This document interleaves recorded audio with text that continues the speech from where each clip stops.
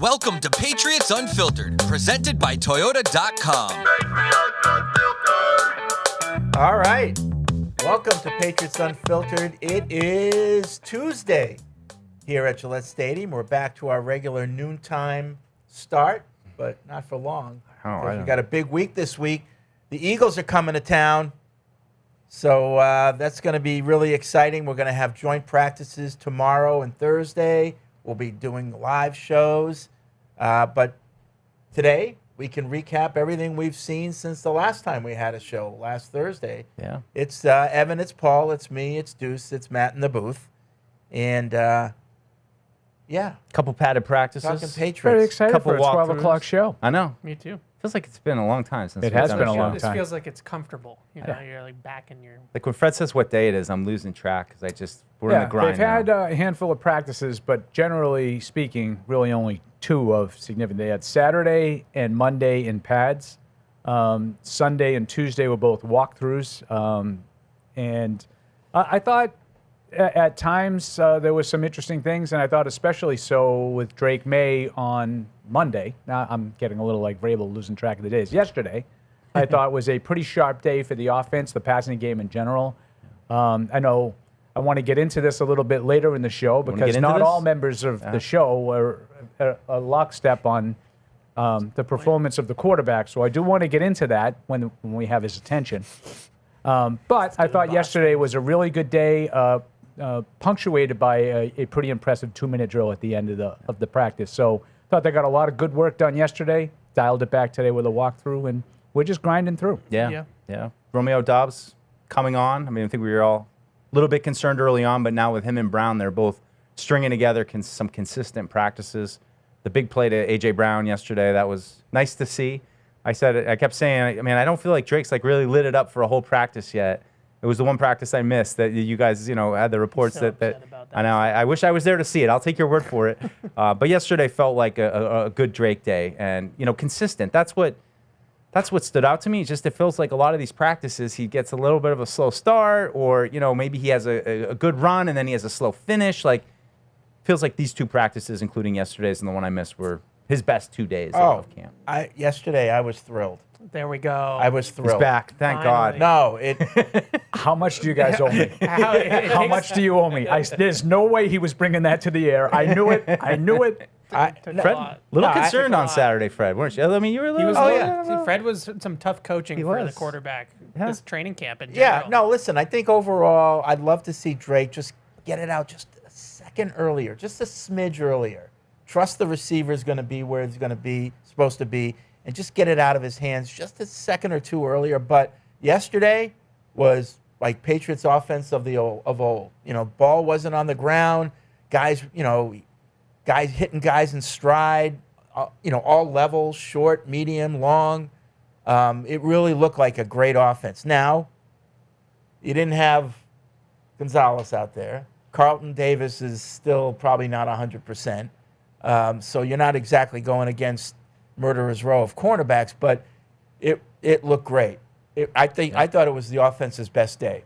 Yeah. And I haven't seen every practice. It was a good day. Yeah. Yesterday was a good offensive day, Yeah, absolutely. I think big picture, the most exciting part is that A.J. Brown and Romeo Doubs are starting to look more and more like the duo we thought when they brought him in the offseason. That's maybe been a little bit of a slow burn. Like, I don't think that's happened overnight, that those two have been caught up to speed and on the same page as the quarterback and getting open and playing fast within the offense. We're starting to see that every single day more and more. Small picture, the 2-minute drill yesterday that Drake May had was flawless. And I think that that's not always the case with him. Like, I think sometimes the 2-minute drills can be a little bit clunky. The throw everybody's talking about is the deep one that we posted to A.J. Brown earlier in the practice. The crossing route that he threw to A.J. Brown in the 2-minute drill was an even better throw. It was rolling to his right. Yep. And he was running a crossing route right behind the second level, in between the second and third levels of the defense. And on the move, Drake May layered it right over the second level and in front of the third level into A.J. Brown for about a 30-yard completion to get that 2-minute drill started. Then the defense, because I think they were playing field goal, they started heating Drake May up to try to get a turnover or a negative play.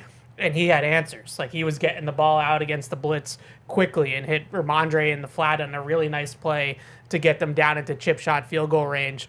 That was nice. Like, that was a really smooth 2-minute drill that, like I said, we've seen some clunky ones, and that was about as good as it gets. And you mentioned Dobbs. He had a slow start to camp. Yep. But he's really come on. You know, like, Catches everything. yeah. That's what stood out to me when he's coming. I thought he had good hands, you know, maybe not the biggest burner, but a bigger guy. And you're seeing him catch him low. You're seeing him moss people. Seeing him today after practice on the jugs machine. We keep saying that, like, that slant to A.J. Brown looks like it's there anytime they want it. It's almost unstoppable. I would say, you know, the 8 to 10 yard out to Romeo Dobbs is quickly approaching that level of being unstoppable. I mean, they've run it. You know, I think Evan said this on our podcast yesterday, our Campcast. You know, it's great to see him, you know, jumping over defensive backs and winning contested catches in the end zone and mossing guys. That's great that he has that ability. But much more valuable to me is his ability to just run a 12-yard out and be open, like significantly open. We've seen so many outs where the defensive back is right there and Drake has to be precise with the throw, and it's off just a hair and it's a dangerous throw to the outside like that. Those have just been pitch and catch with Romeo Dobbs the last, I would say, 3-4 practices. I mean, between Dobbs, A.J. Brown, Hollins, Hunter Henry, I'll even throw Raritan in. We've got some size at the receiving, at the targets. And not every team has cornerbacks and safeties that are 6'1", 6'2". I'm wondering, is there a particular team on our schedule that has a smaller secondary that going into that game, like, the matchups will be in our favor from a size? I'm sure we'll get into that. You know, we've talked a lot about Drake liking to throw to bigger receivers, and he's talked about it a little bit with his brothers, like throwing with his brothers in the backyard, and they're basketball all team. Brother Luke. they're all 6'5", and so he's kind of used to that size and throwing to guys with big catch radiuses. And then you look at the way they moved, and they trade for A.J. Brown and sign Romeo Dobbs and draft a 6'6" tight end and Eli Raritan, and clearly they want to make a team full of power forwards and centers. Now, my one concern with that was the jump balls. Like, I think a lot of the downfield stuff that we've seen in practice have been 50-50 balls, and I would prefer not to live that way down the field. But yesterday, they started to hit some of those down the field where guys were getting open, and so that was encouraging. But there's no doubt that they want to build a physical contested catch type of roster at the receiver positions.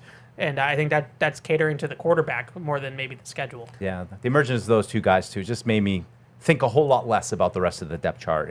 You look at the top three, Douglas and those two, that's a good offense. And with Hunter Henry and Raritan getting mixed in a little bit, the rest of it, I'm not really too concerned. They These guys should have can a play. really good passing game. And, you know, I think on Sunday we got a chance to talk to the offensive coaches, and Josh McDaniels spoke a little bit about, he was asked about the stuff that Evan was just talking about, just the size of the guys.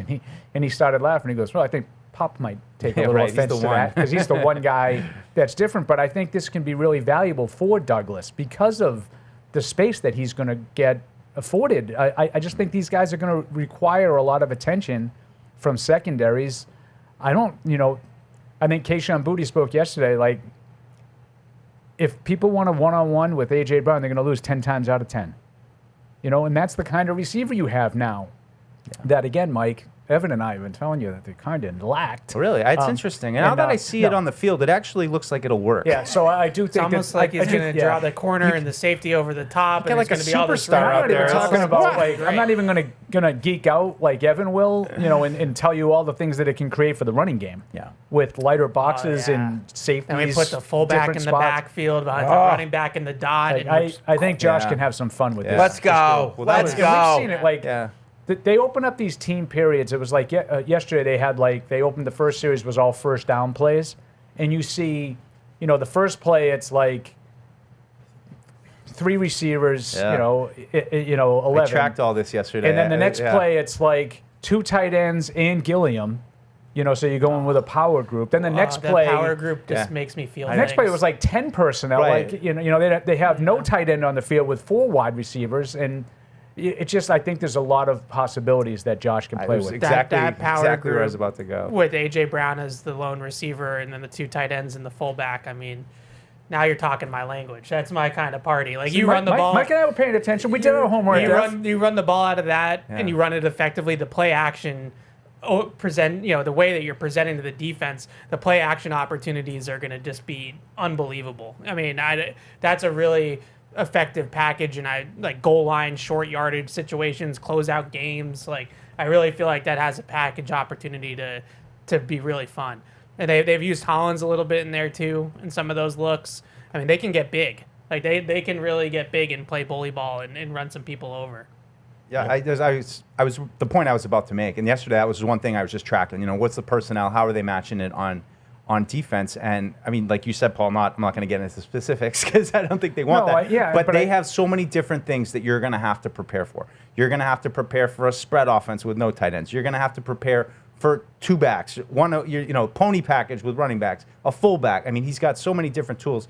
But the thing I found myself wondering is Seattle's a team that wants to basically just stay in nickel, right? So is this going to be effective?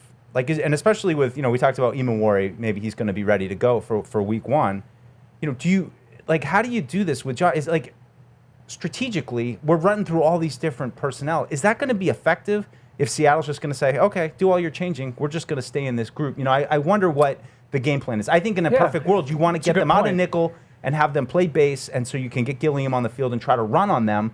But at the same time, are they just going to sit there watching you change all this personnel, going like, "That's great, we're just going to stay and do what we do"? Maybe his injury, maybe Imawari's status, even if he's ready to play, maybe his status will not allow him to do what they want to do. Yeah. You gotta be able to run the ball on Seattle, and it's hard. Like they have great run defenders, and they play a man short in the box, and they figure it out with the penetrations and the stunts that they run up front and all that kind of stuff. But like to answer your question, Deuce, I don't think that it's hockey lines of like we're going to change all. I think that they want to go big against Seattle. And I think if you're going to play nickel, and even though it's not traditional nickel with Seattle, they play a lot of 3 safety nickel. If you're going to play nickel, like we're going to put the fullback on the field, you're going to have your 2 high safety shells and all your defensive backs and all your fancy pressures and all that kind of stuff, and we're just going to stay out of 3rd and long. And I think that talking to Drake May, that was the biggest thing about the Super Bowl that he keeps going back on, is that we were in 3rd and 10 the entire game. And when you're in 3rd and 10 against a defense like that and a coach like that, he's just sending pressure at you from all different places, and it becomes hard to diagnose, and that's when you get the negative plays. I think they want to be better on 1st down this time around against Seattle, and I think they think going with a heavier, offense and heavier personnel will allow them to maybe run the ball more effectively against Seattle's nickel. Now, Seattle stopped the run really well last year out of that look, so I don't know if it'll work, but you can see the method to it. I really feel like that was what was missing from their offense last year, was like truly being able to run the ball effectively and being able to play some bully ball. They get into the offense at last year, it's 3 wide receivers 85% of the time, 80% of the time. It's not a very effective, efficient running game. So I think that they're trying to avoid that all over again this season. Yeah. I'd say the other thing, too, talk a lot about Drake, year 2 in this system, becoming, the pre-snap mastermind and getting his team into the right position. I think that's been a work in progress. I don't think that that's been a stunning success here so far, and it just made me pump the brakes a little bit on remembering Bill Belichick saying it really wasn't until 2003 where he really felt like Brady settled in and really was at full control of the offense. So, maybe my expectations were a little high for Drake. I mean, I think they need to be. I think he needs to be better, but there's been a few instances throughout training camp consistently where it's like, here they come, and it didn't seem like they had answers for it. Yesterday was a good example where, the ball knower said they didn't get there, but it looked close with the Ramondre dump off. They brought a 0 blitz, and he got it off to Ramondre quick, and it was a good gain. It was a great play, but Mike and I, Del Pettis came right up the middle, and he just kind of stopped once he got into sort of the pocket. And I do wonder, was that because they had him snuffed out, and they want to make sure they're not, pushing guys back into Drake? There was a play earlier in one of the sets. I think it was like the very last set. I think it might have been 3rd down plays where they just ran the ball, and he kind of got stepped on. And you don't want anybody around the quarterback. You've seen these clips of people around the league, no piles. So you just wonder, did they have that snuffed out, or did Del Pettis wisely choose to pull back and not create sort of congestion in the pocket? It's what I'm going to be looking for as we get into the season, is how often do we see Drake go to the line and go, Brady used to do, and be like, whoa. He pulls back. He motions his guys out there. All of a sudden, they've gone from 21 personnel to a spread offense, and he's going to run Haas juke because he knows that, like that kind of Haas stuff. juke. Wow. That was for Evan. You can put the fullback on the outside for the coverage dictators. Right. You know what I'm talking about. I threw a Haas juke out to Devin and Jason the other day. They started cracking up. It's hard for us to tell exactly when he's, having to be in his bag. And, I just think that, to me, is the biggest step for this offense, is if he fully becomes in control of that and just has that calm presence pre-snap to understand. Sometimes I feel like he gets, and I think this was kind of the Super Bowl, he gets rolling a little bit and he gets caught up instead of being patient, calm each snap, identifying what they're doing and trying to counter it. Well, we might get a little glimpse of that tomorrow and Thursday against the Eagles. Well, I thought Vrabel's comment was interesting too. Of yesterday saying that Colts didn't do anything in the game, but in the joint practice they were throwing some stuff at him. So I think it's just on us to watch that a little closer because, like you said, Fred, that'll be opportunities for him tomorrow. Moving to the other side of the ball, good to see Christian Barmore back in the mix yesterday. Working his way back in. Yep. Yeah, he did some of the one-on-one stuff, the individual drills, position drills. Still no team for him. He was out there for team. Yeah, he had like 1 or 2 snaps. Oh, I missed him. I didn't see him. It was very sparingly, but he it was only for a few, but he came out there. At this point of the season, he's around. He's not going to be gone. He'll probably be ready for week 1. That's all I really care about. It does make it a little hard to the defense, though. The joint practice, you're missing Davis, Gonzalez, and Barmore. Now you're missing Barmore and Gonzalez, and Davis is kind of maybe a little bit behind and trying to get back into shape and all that kind of stuff. So I don't think we've seen the full gamut of the defense even like Charles yet. Woods has been banged up a little bit, just coming back off of something that caused him to miss a couple of days. Yeah, and then he was in a red jersey for a day. So, there's, the defense hasn't been at full strength. I would say that for the most part, the defense has been better than the offense throughout camp. But I think, you're starting to see a little bit of that turn, and I think it's probably has at least something to do with personnel. Yeah, I think my small C concern has pivoted to the pass rush now versus it was with Romeo Doubs and the new receivers. Vrabel mentioned it about the joint practice that he says they don't affect the quarterback enough. They didn't put enough pressure on Daniel Jones in that joint practice, and they don't have a lot of one-on-one winners up front, especially on the edge.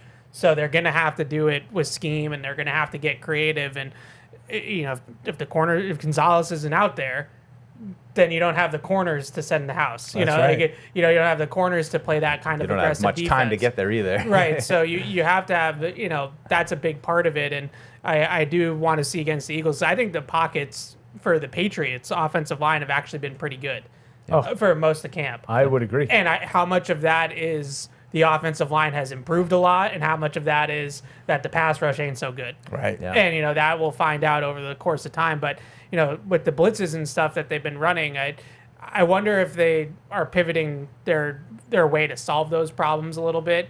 And we were talking about this a little bit offline, Deuce. Like, to expect any quarterback to be Brady, to come to the line of scrimmage and sniff out a pressure by the defense and know exactly how to move his pieces around to get the pressure blocked and all this. I wonder if maybe they are trying to simplify some of that type of stuff for May, and just because he's kind of just a guy that wants to just play, and to come to the line of scrimmage and have all these responsibilities on the quarterback. I feel like they might be throwing hot a little bit more this year versus like, well, you're going to try to block it. Mm-hmm. So like the Ramondre play yesterday, we know they're coming, but we're just going to sneak the running back out of the backfield behind the blitz and just dump it off to the back instead of you go over here and you go over there and you've got this guy and you're blocking that guy. And, it becomes a whole, sort of thing at pre-snap where they're just deciding everything. But the pass rush, I think, is one thing that we've all kind of had our turn being concerned about. And, I don't know if we got to see more of that. Yeah. Are we allowed to report on that little kind of wrinkle that Vrabel threw into practice yesterday? Well, we did it in the camp cast, so I it's not scheme. Like, I don't see that wasn't scheme. It was different, competitive. It was a competitive. So describe what you saw. So it began as I guess within the structure of a special teams drill with gunners and vices going against each other, and specifically, usually this drill happens on the side and everybody's kind of doing other things. This was where this drill took center stage for the whole team. And you had specifically players who are, I would call, depth players competing for roles right now. Like, let's put them out there in front of the whole team and put that on stage and let them go. And so you saw, guys like Akis and, Tanner Arkin. And just to set the scene, the whole team is behind the play on the field. They're not on the sideline. Defense isn't separated from offense. They're all together behind the play. Yeah, so you'll just, you'd see one gunner line up inside, and you'd have two vice guys over him, and he would try to get off those blocks and split them and get upfield. And I think they had two cones too, so it seemed like, they're trying to stay up the middle to get up and try to cover the punt. But just an overall really competitive drill that I thought it was almost reminded me of some of the field goal stuff that they've done at times where they gather everybody around to try to psych them out a little bit. It felt like that kind of pressure. But on didn't these it guys. morph into beyond special teams? Yeah. So I would call it a deconstructed 11-on-11. Like you know how in like cooking, like you have a deconstructed dish where it's the dish, but it's all in a million different parts. Looks all fancy. So like they put the 11 guys out there, but instead of running the drill in unison, first it started the wide receiver in the corner went. Then the tight end and the edge rusher went. Then the tackle and the edge rusher went. Then the linebacker and the running back went. And then the tight end went against a linebacker, running a route. And it was like you were running a team drill, but each guy took their turn instead of it being run together. So it was kind of like a way to spotlight each individual player as it went along.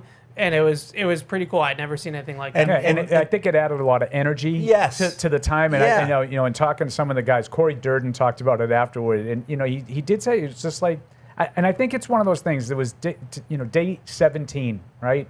They're in pads, I think, for the 10th time yesterday. It can be a little bit of, all right, we've done this enough. There's like a monotonous, element to what's going on. And I think Mike might have recognized that a little bit and threw a wrinkle in, and I think it did pick people up. And then after that is when they got into, they had a quick 7-on-7, and then they did like 3 full periods of 11-on-11. It was like first down work, third down work, and then the 2-minute drill. So there was a lot of stuff that happened after that, and I think that kind of raised everybody. Yeah. Durden said it was great, like great opportunities for us young guys to get out there and in the spotlight with the whole team watching. And it added some juice. Yeah, it was fun to watch. The team became audience, and they cheered and they reacted strongly to like Caleb Lomu did a nice job against Akis, and the offense was really whooping it up. Then the defense wins one. I think it was Riley Wilson. Really got the better of Lan Larison on a blitz. And then the defense is going crazy. So I do think it added something. It added some stakes to it. It was almost like a rap battle. It was. Matt Morrell would like that, Yeah. Like two guys Mom go at a spaghetti. time, and everyone's gathered around, and they're cheering, So But Fred, you've been Like an you've been to 8 even mile. more of these camps than I have. Do you ever remember seeing that? no. Yeah. The only thing couldn't recall. that is similar is they do it at the Senior Bowl. At the end of the practice, they pull the whole team in the middle of the field, and they do a wide receiver, corner, tight end, safety, pass rusher, tackle. And usually it's like guys projected to go in like the first 2 rounds, like the Good real, on good. real like highly rated guys that are at the practice. I remember a couple years ago, I think I have it right. I think it was Quinyon Mitchell and Roman Wilson, and it was like 2 guys that were just kind of the players of practice, and 2 players projected to go high. The whole team comes into the middle of the field, and it's like a rap battle. It's like your guy versus our guy. Type of thing, but not in a training camp practice. Like that's the only other time I can think of it. That happened to me in high school. Oh, You were in a rap battle? Kind of. So I walked on to my high school team because I played soccer my first 2 years, and You didn't get a scholarship? You had to walk on? I was walk on in high school, and Right. and so Billy Whalen, who on deep, I was going to be a running Tell us back, the names. and he was like, you can't play, blah blah blah. So after practice, they set up pylons. They gave me the ball, and I had to go run by him 5 times, and everyone gathered around, and Yeah. I did it. And? Yeah. No problem. No problem. All 5 times? It got to the point where the shimmy. 5th time, it was just like You're not he gonna was hammer. just so demoralized What that I was- could do whatever I wanted. Were you going around him? Were you juking him out? Were you I could do powering whatever over I him? wanted as long as I had the ball in my hand and I was between the pylons. Yeah. So the first time I tried to go around him, he kind of holding me, but I got through. Then I tried a power move once, that worked. Check. And then it was just like, okay, this. Fred was deep in his bag. I got this. I got this. They do that drill almost every practice. Yeah. Where it's one defensive Tag 'em player, out. one offensive player, they have the cones, so you have to stay within like a 10-yard, 5-yard box, and it's just one-on-one. And usually they don't tackle to the ground. It's just like angles and like taking the right setup into the tackle. Slap that butt. Slap him Yeah. on the hip. Yeah, but I mean, last year, like when we're out at practice during the regular season, that's the only drill we ever get to watch usually, and it's like every day they do that drill, pursuit drill. So it's pretty similar. He was so demoralized, Matt Morrell, after he became a Marine. So He had to toughen up. I pushed him into the Marines. Well, good thing you didn't have to do it. I don't after even he know went what to to say the- about that. You can't probably hear ruined when that you don't guy's turn life. your mic up. He's still figuring that part out. It's just Matt's last. Yeah. You know, It's a bugaboo. Yeah, that's the last one. gotta press a lot I love when of he's just buttons. like, and he He's presses the just button. a He lot looks of- like he's got something so good to say, and he's got a big smile, and you don't know what. You probably ruined that guy's life. Now he's gonna. he's really growing in that beard, though. It's a big, Thick. big beard. Yeah. It's really coming Does in. the I wife like- like it? She doesn't like it? Was she a fan? No. Did you ever see Matt's like to hear from him Matt's about Rick Camp. Matt's picture on You his guys hear me email? now? Yeah. The rest of the people can hear me. Just you guys in there can't. Okay. I was well, saying you probably ruined that guy's life making him join the Marines. No, I think it was all good. It's all good. He served his Also, the country. beard's going away this week. Yeah. So anyway, to wrap it up, that was a cool thing to watch. I agree. Never Yeah. seen it before in over 30 years, Yeah. at least at this level.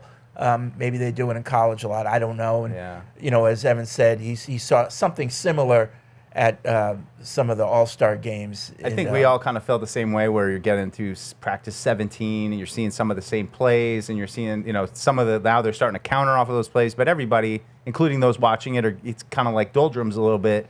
That felt like it broke it up a little bit, and then you had pretty competitive end to the practice. Yeah. We did have a transaction yesterday that we should talk about. And Yeah. Kind of tells you where Ben Brown is. Yeah. Yeah, Greg unfortunately. Van Roten. Yeah, I'm interested to see if he snaps. Hopefully not Rotten. Why is he available? He was a starter last So year. he's an 11-year veteran, and my guess is that he's had options but doesn't want to do training camp.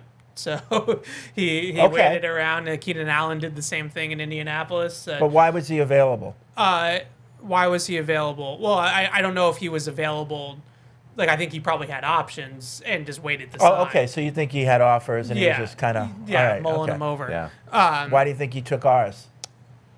Best team, obviously. I mean, Well, it's a come good question because there's not an immediate hole in terms of starting. But, he's been a starter last year, 2 years really for the Giants, and started every game for the Giants last year at right guard. He's played mostly guard in the NFL. He did play center in the CFL, so he has played a little bit of center as well, but he's considered to be functional, serviceable player. Not a star or anything like that, obviously, but somebody that can be a reliable backup. Now, I haven't seen them play a ton of center in the NFL, so Ben Brown plays center and guard.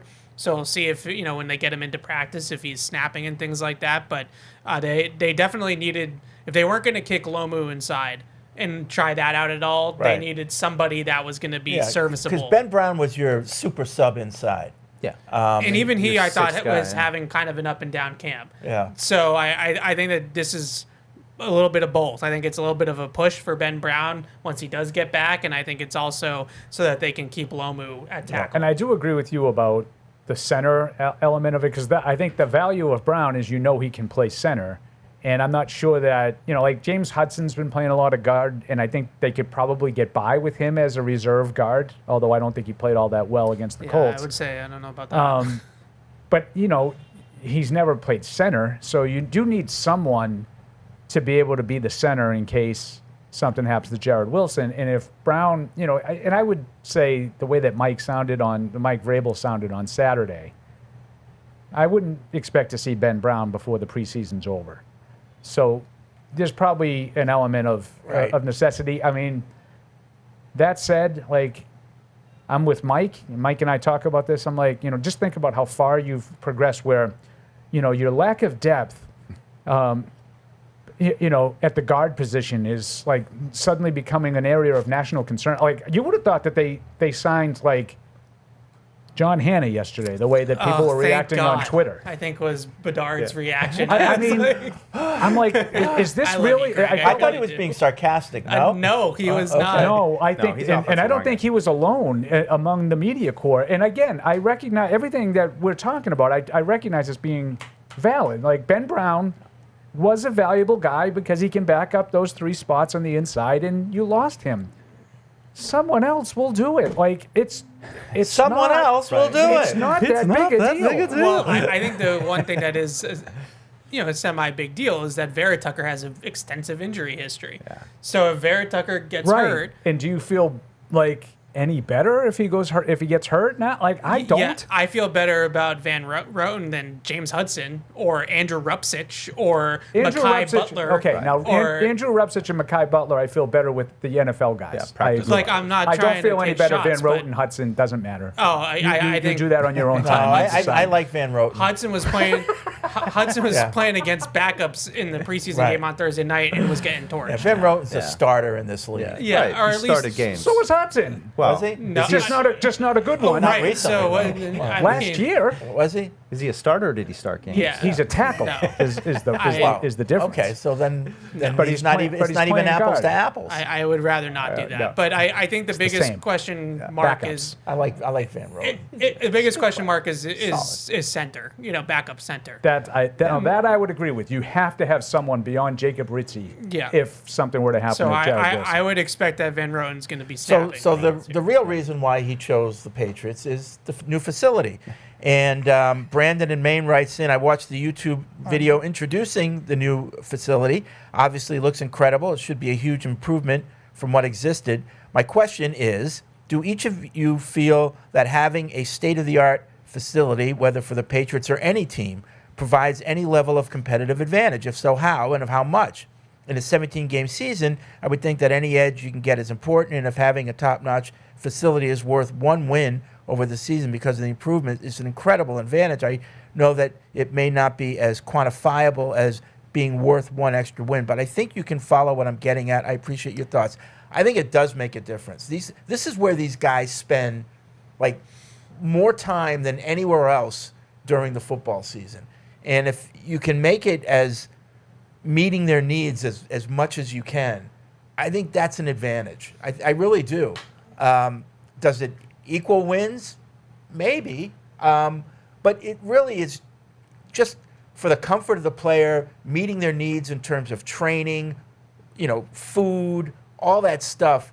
Having a facility like that is something that we needed for a while here. Yeah, I mean, just the weight room alone is such a stark improvement from what they had. But I like windows. That's what I was going to say. Like, it's bright, and they have windows, and they have exposure to the outside, and they're not in like a basement. Yeah. So I just think that that's going to be.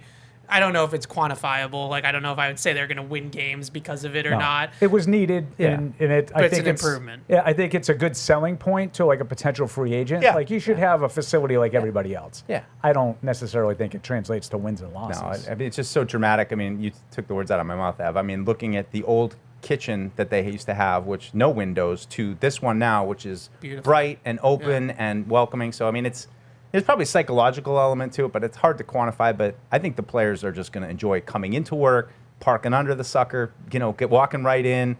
It's very conveniently laid out. I'd say the only difference to me that kind of stood out as I finally went on my first tour last week when they opened it was just how spread out everything is. It's very big, and I only went through the other locker room maybe twice while I was here, but I was always taken by it just felt so condensed and everything is right here. So I don't know if that's a good or bad thing, but this one, it seems like they have room to grow, but they have everything they need at their fingertips. I mean, the hallways are really wide Yeah. because there's big guys traveling in groups. Just yesterday, I was down in the old football area in the stadium, and it literally is a mouse maze. Yeah. There's no windows. You don't know where you're going. You take a right and you're lost. It's just little rooms.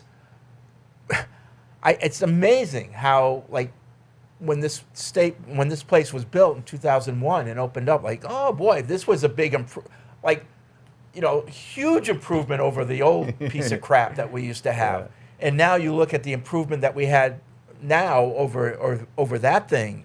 It's just amazing how we got away with that for so long. Yeah. I mean, they do the player survey every year, and the Chiefs are always ranked at the bottom of the league in terms of facilities, and they win the Super Bowl every other year. Yeah, that's why I said it's hard for me to go to the next step. Yeah, like I think say they were it affects literally wins and losses. the defending Super Bowl champs and got ranked as the worst facility in the league. And so I don't know if that necessarily translates to wins and losses. The other thing, I mean, just as a football dork, the virtual room is super cool. And we were in there, and they signed him, so I think we can say this. Hassan Haskins was in there with Tony Dews, and they were running through plays, walking through plays with Hassan Haskins to get him onboarded and to get him out there and practicing on the game on Thursday night. And they're able to just kind of put a defense up on the screen or an offense up on the screen, and not like it's like a virtual game, and they literally can play different pressures, different coverages, and like you can literally walk through these different things, or you can use it the way that Tony Dews and Hassan Haskins were. So when I went in there, I was like, this is cool. Like I don't know if it matters, much but needed. It's cool. Yeah, much needed improvements, and it's gotten rave reviews all around. I just wanted to close the door on that Van Roten thing. I just looked, and I don't see any center. It's so all, he all played his games. So he played center in the CFL. Okay. So, but he did. I mean, he is a much more experienced starter. I mean, he's been around a lot longer than Hudson. I mean, 11 years. But he's also started every game each of the last 3 years. So he is a much better option than Hudson. Now, he's a full-time starter. Hudson really has never been a full-time. He started, I think, like 20 out of 60 games, whereas Van Roten is more of a starter. Yeah, so I mean, I that's think an upgrade. The point you were trying to make, though, Paul, was like this is where we're at with discussing I think guard. it's a positive. And that, to me, is something we've talked a lot when we've all been watching practice of, like, it felt like there were certain training camps in the past where, like, this is a train wreck, or, it was so dramatic, the twists and turns of camp. And this year, there really hasn't been that. There's been good moments for both sides of the ball. I agree with Paul's point that the defense has probably had a slight edge to this point. It seems like the offense is picking up steam a little bit, but that's what I said to Paul. I'm like, is this how it's supposed to be? Are you supposed to kind of come out and be like until yesterday? Yeah. I think it's been a significant edge for the defense, and I think the coaches feel the same way based on some of the things that Vrabel has talked about with sort of the talking back and forth and hearing more about it from the defense and stuff. But is this more in line with what you guys saw when they were more really of a positive good? that you just like punch, back and forth. I mean, well, when Brady was here, right? They had Brady. I know Yeah, Brady they had really good defenses, and the ball never yeah, seemed to hit the ground. You don't even know. Yeah. I mean, once in a while they'd have a good day, and you'd hear about it. But for the most part, that was an efficient practice offensively. Yeah, I think the turn though that it is slightly made maybe in favor of the offense. They do have a lot of new pieces on offense that are playing prominent roles. So like the first week or so of training camp, when AJ Brown and Romeo Doubs are just kind of getting their feet wet in things, even like Elijah Veritucker, I thought was a little bit slow out of the gate too, and he hadn't played. He was hurt all of last year, so he hadn't played at all in a couple of years. So maybe the catch-up is more so about everybody's getting a rhythm and starting to figure things out. But defensively, maybe it's a little bit about Gonzalez not practicing. But okay. 855-PATS-500 is the hotline. Podcast at patriots.com is the email address. People calling in already on this Tuesday on Patriots Unfiltered, getting ready for the Eagles joint practices tomorrow and Thursday. Just a reminder, we'll be out there live for the start of the joint practice. We'll have Vrabel live at 9:30, and then we'll open the show at about 9:45. The practice starts about 10:15, but we'll do our song and dance and set things up from 9:45 to 10:15. See, well, the comic stylings of Mike Dussault. Out there, high above the practice field at Gillette Stadium. Let's go to the hotline. Herm's in D.C. What's up, Herm? Hey, what's going on, gentlemen? Hey. Two quick ones for you guys today, and shut up and listen. So my first question is, it seems like last year under Vrabel's first training camp, there was a little bit of a narrative going around that his training camp was like soft, right? Which I don't even know what that means. So do you guys think that might have been a reason for a relatively slow start yesterday, right? Considering we lost to the Raiders and the Steelers. But on the flip side, I've been listening to you guys like breakdowns and stuff, and it sounds like he's been really putting the guys to the grinder, right? So under that premise, do you guys think that we'll have a faster start, right? And looking forward a little bit, and obviously beat the Seahawks in Week 1. And my second question is, looking back a little bit, right? And this is coming from me, a person that I literally dropped down to my knees when I found out that we hired Coach Vrabel. I thought you were going to say Van Do Roten. you think there's a world?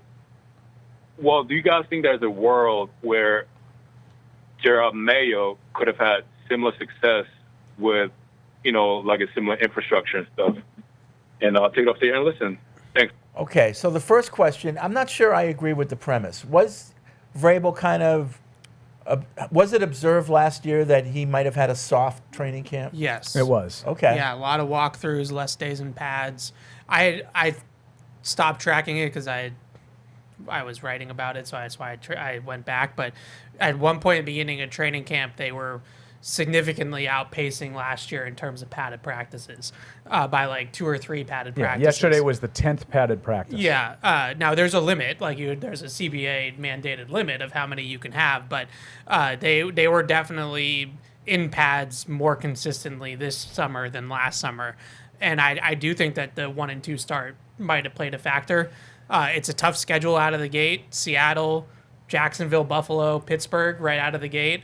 If you start 1 and 3, this year, 1 and 2, whatever, all right, it's not as easy of a schedule to pull out of, win 10 games in a row and pull out of it. So I don't know I don't think it's not just Seattle. I think it's the whole month of September is a difficult slate. And so I do think that these things might be why they've gone after it a lot more this year, Yeah, I would say, than last. I just said to this point last year going into the Minnesota joint practices, which was they'd had 7, so there's 10. So there's been 3 more Yeah. to this point. They'll probably end up about equal. The other spot I was going to say is just that I wonder if they're kind of going harder earlier, and because you're playing so early that they're going to pull back now. And, these last couple of weeks might be a little bit lighter, Yeah, too. and I would just say that, and I'm glad you have the facts of how many times they were in pads last year. It definitely seems they've been in pads more often. I wouldn't necessarily say last year was an easy camp. I would agree with Evan.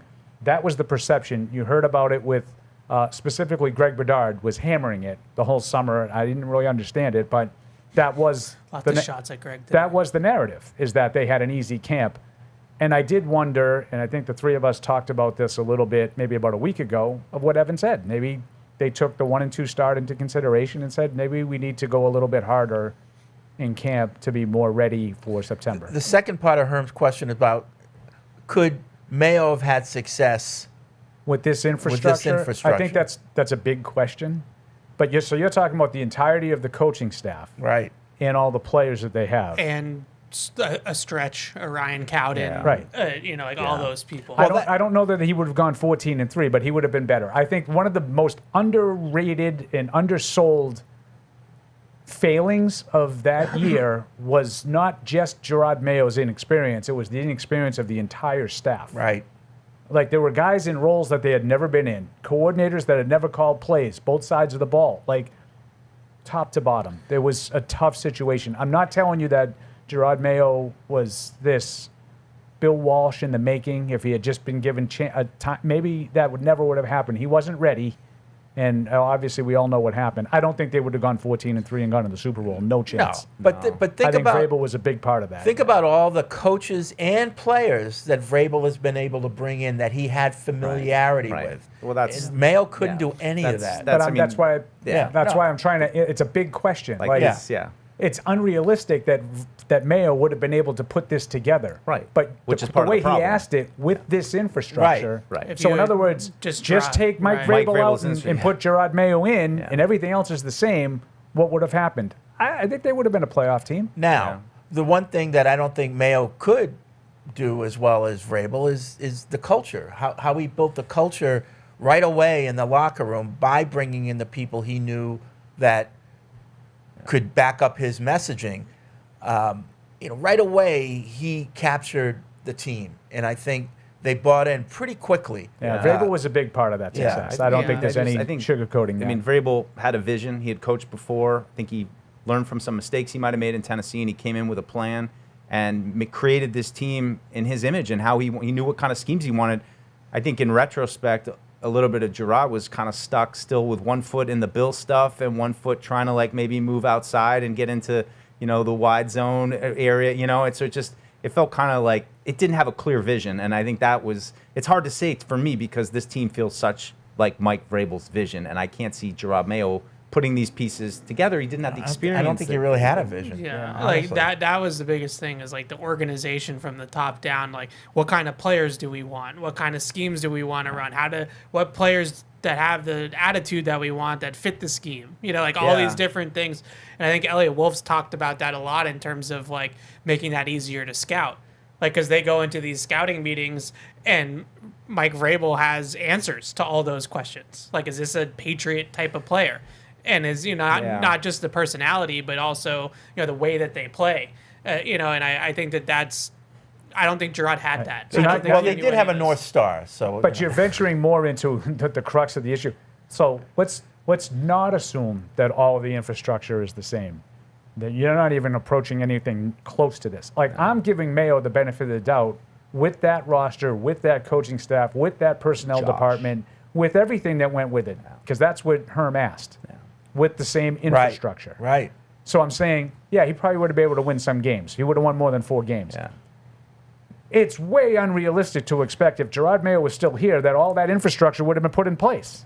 I don't think you would have been able to attract that coaching staff. I don't think you would have been able to identify and develop the players that they drafted and signed in free agency, and all of that goes with it. I don't think there's any chance they would have approached that. What if he just flipped AVP for Josh in that first year? It's just a kind of a thought experiment of because McDaniels they might have been able to get. I think it would have helped with the connections to the organization and the team and everything. But I think from a personnel standpoint, there's just they didn't have a unified vision of like how do we want to build the roster and how do we want to build the team. And they came in and Vrabel and Stretch and Ryan Cowden and Elliot Wolf. They have like a real system that they put into place and to be able to get players and free agency, draft, all of it. And I think that was just totally lost. Yeah, I mean, I'm not ready to crown them yet. I mean, I think the jury's still out on these last 2 draft classes, but I think you want to crown them? Go ahead, crown them. 3 draft classes ago, other than Drake, has pretty much been an abject disaster. And I think some of that is related to not having a vision and not knowing what kind of players you want. At least this last draft, like the Campbell draft, at least has NFL players in it, other than the quarterback that they picked 3rd overall. Yeah, I didn't want to say like, the draft's so much better now. I mean, like, it's still a work in progress. Yeah. But you can't argue with the results of that 2024 class. Anthony's in Seattle. Hey, Anthony. Hey, Fred, Paul, Evan, Deuce. Yo. Hey, what's going on with Alex? Is she still floating around there? Oh yeah, she's busy. She's on busy. some fun assignments this week to be revealed closer to the season. Oh. Okay. All right. Just making sure because one day Tamara was just gone and you guys never spoke about it again. So just making sure. Hey, I'll see you guys tomorrow.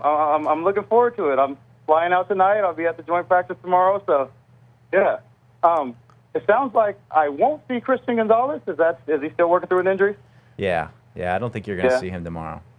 All right. Well, I mean, hopefully by week 1, by the opener, all the injury would be behind him and the contract would be done, and I'll see him on the 9th because obviously we know the Patriots are coming into town, so I'll see them here. So, hey, I got nothing more to add. I'm just excited. Wanted to talk to you guys, let you know I'll see you tomorrow. All right. Look for the Anthony. Patriots Unfiltered banner high Have a above good the trip. field, and that's where we'll be tomorrow. Yeah, we will.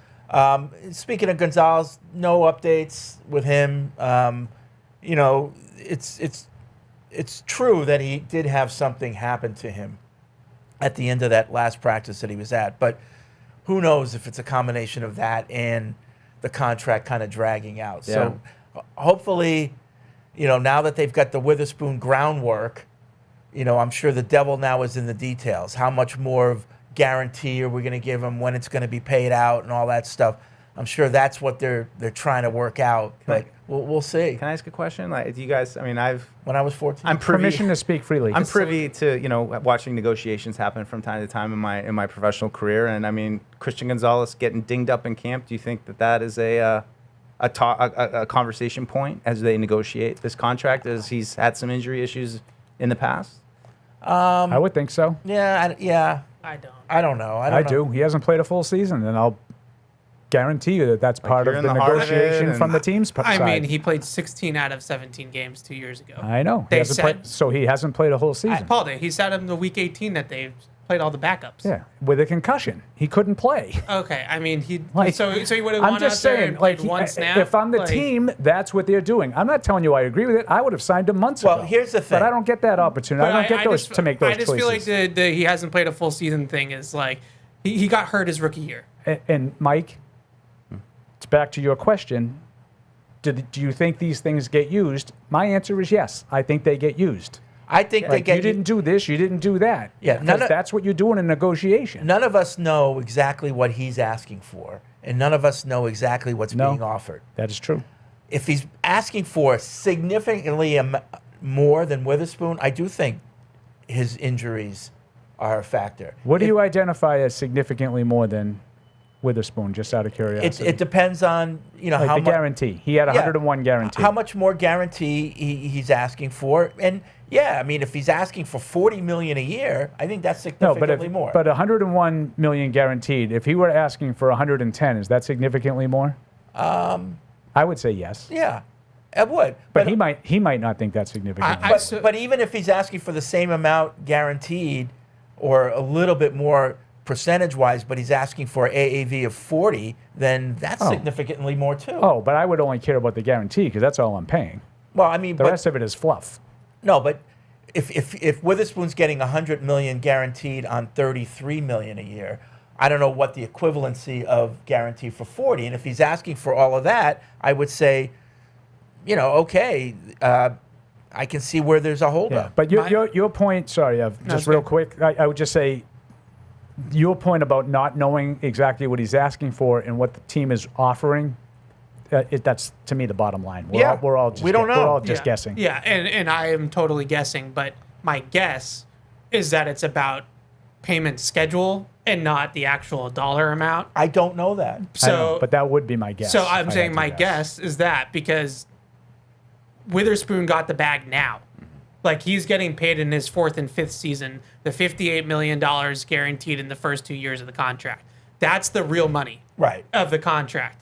The other thing's guaranteed for injury at $101 million. He's got play. It's to get roster the, bonuses. Yeah, to get that or money. roster guarantees. So in the fourth and fifth year of the contract, he's getting the bag now. Now, here's the hope I have. At first, having the same agent was kind of made it more complex, I think. But now I think it makes it better for the Patriots. And here's why. Maybe this should be our Legal Seafood Fresh take. But anyway, we'll do that after the break. But here's why. He's already done the deal for Witherspoon. If he goes in asking for a lot more for Gonzalez, if I'm Witherspoon, it's like, well, what are you doing? I'm just as good as him. So I don't think he's doing that.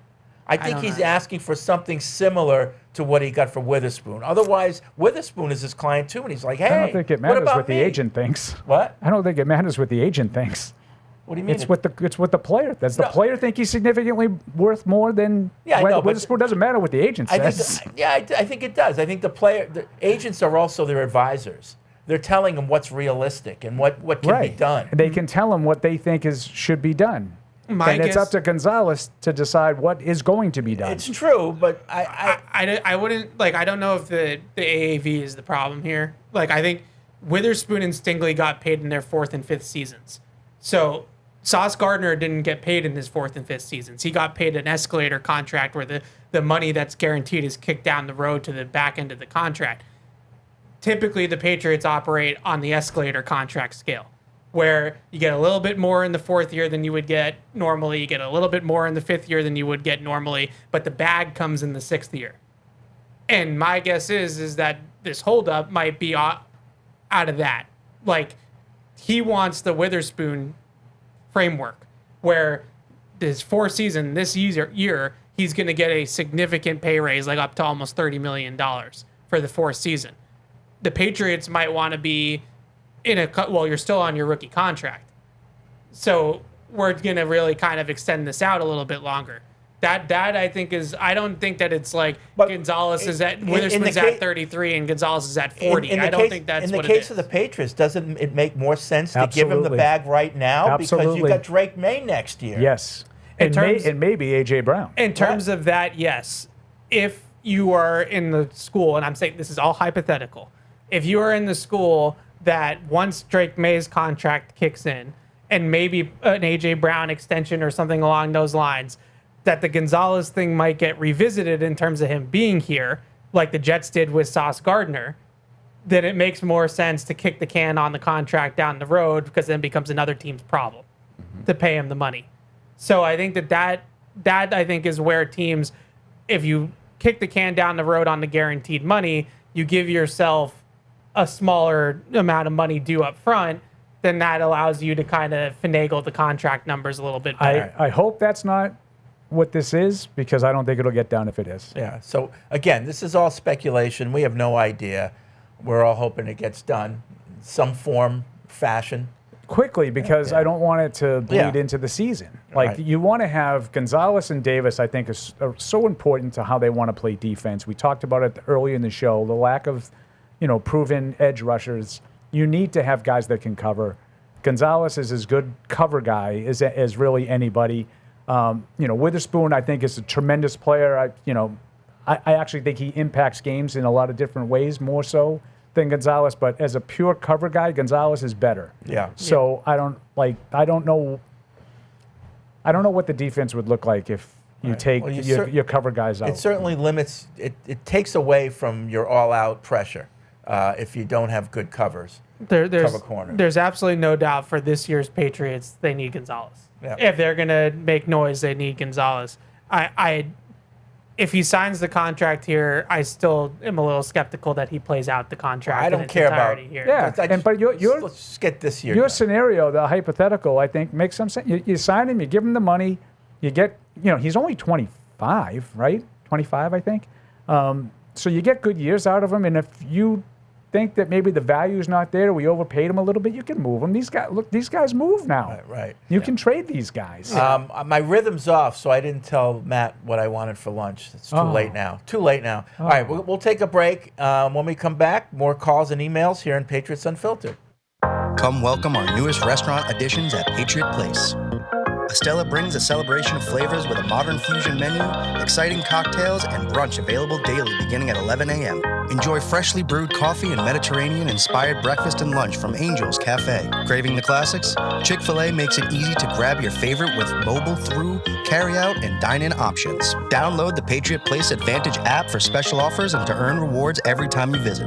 Patriot Place. Shop, dine, enjoy. The heaviest metal credit card of all time.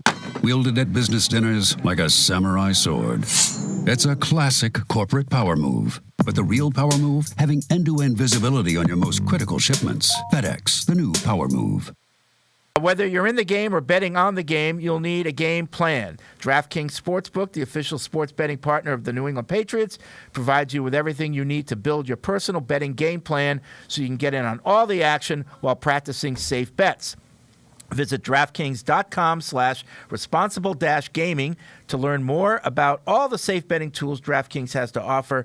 Hope is here, 800-327-5050 or gamblinghelplinema.org. Must be 21 plus. Play it smart from the start. GameSenseMA.com. Physically present in Massachusetts. See DraftKings.com/responsible-gaming for details and state-specific responsible gambling resources.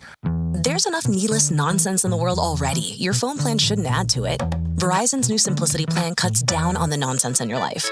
Now there's just one plan, one price. $30 a line per month, even for a single line. And everyone gets our best 5G network. It's a phone plan designed to do exactly what a phone plan is supposed to do.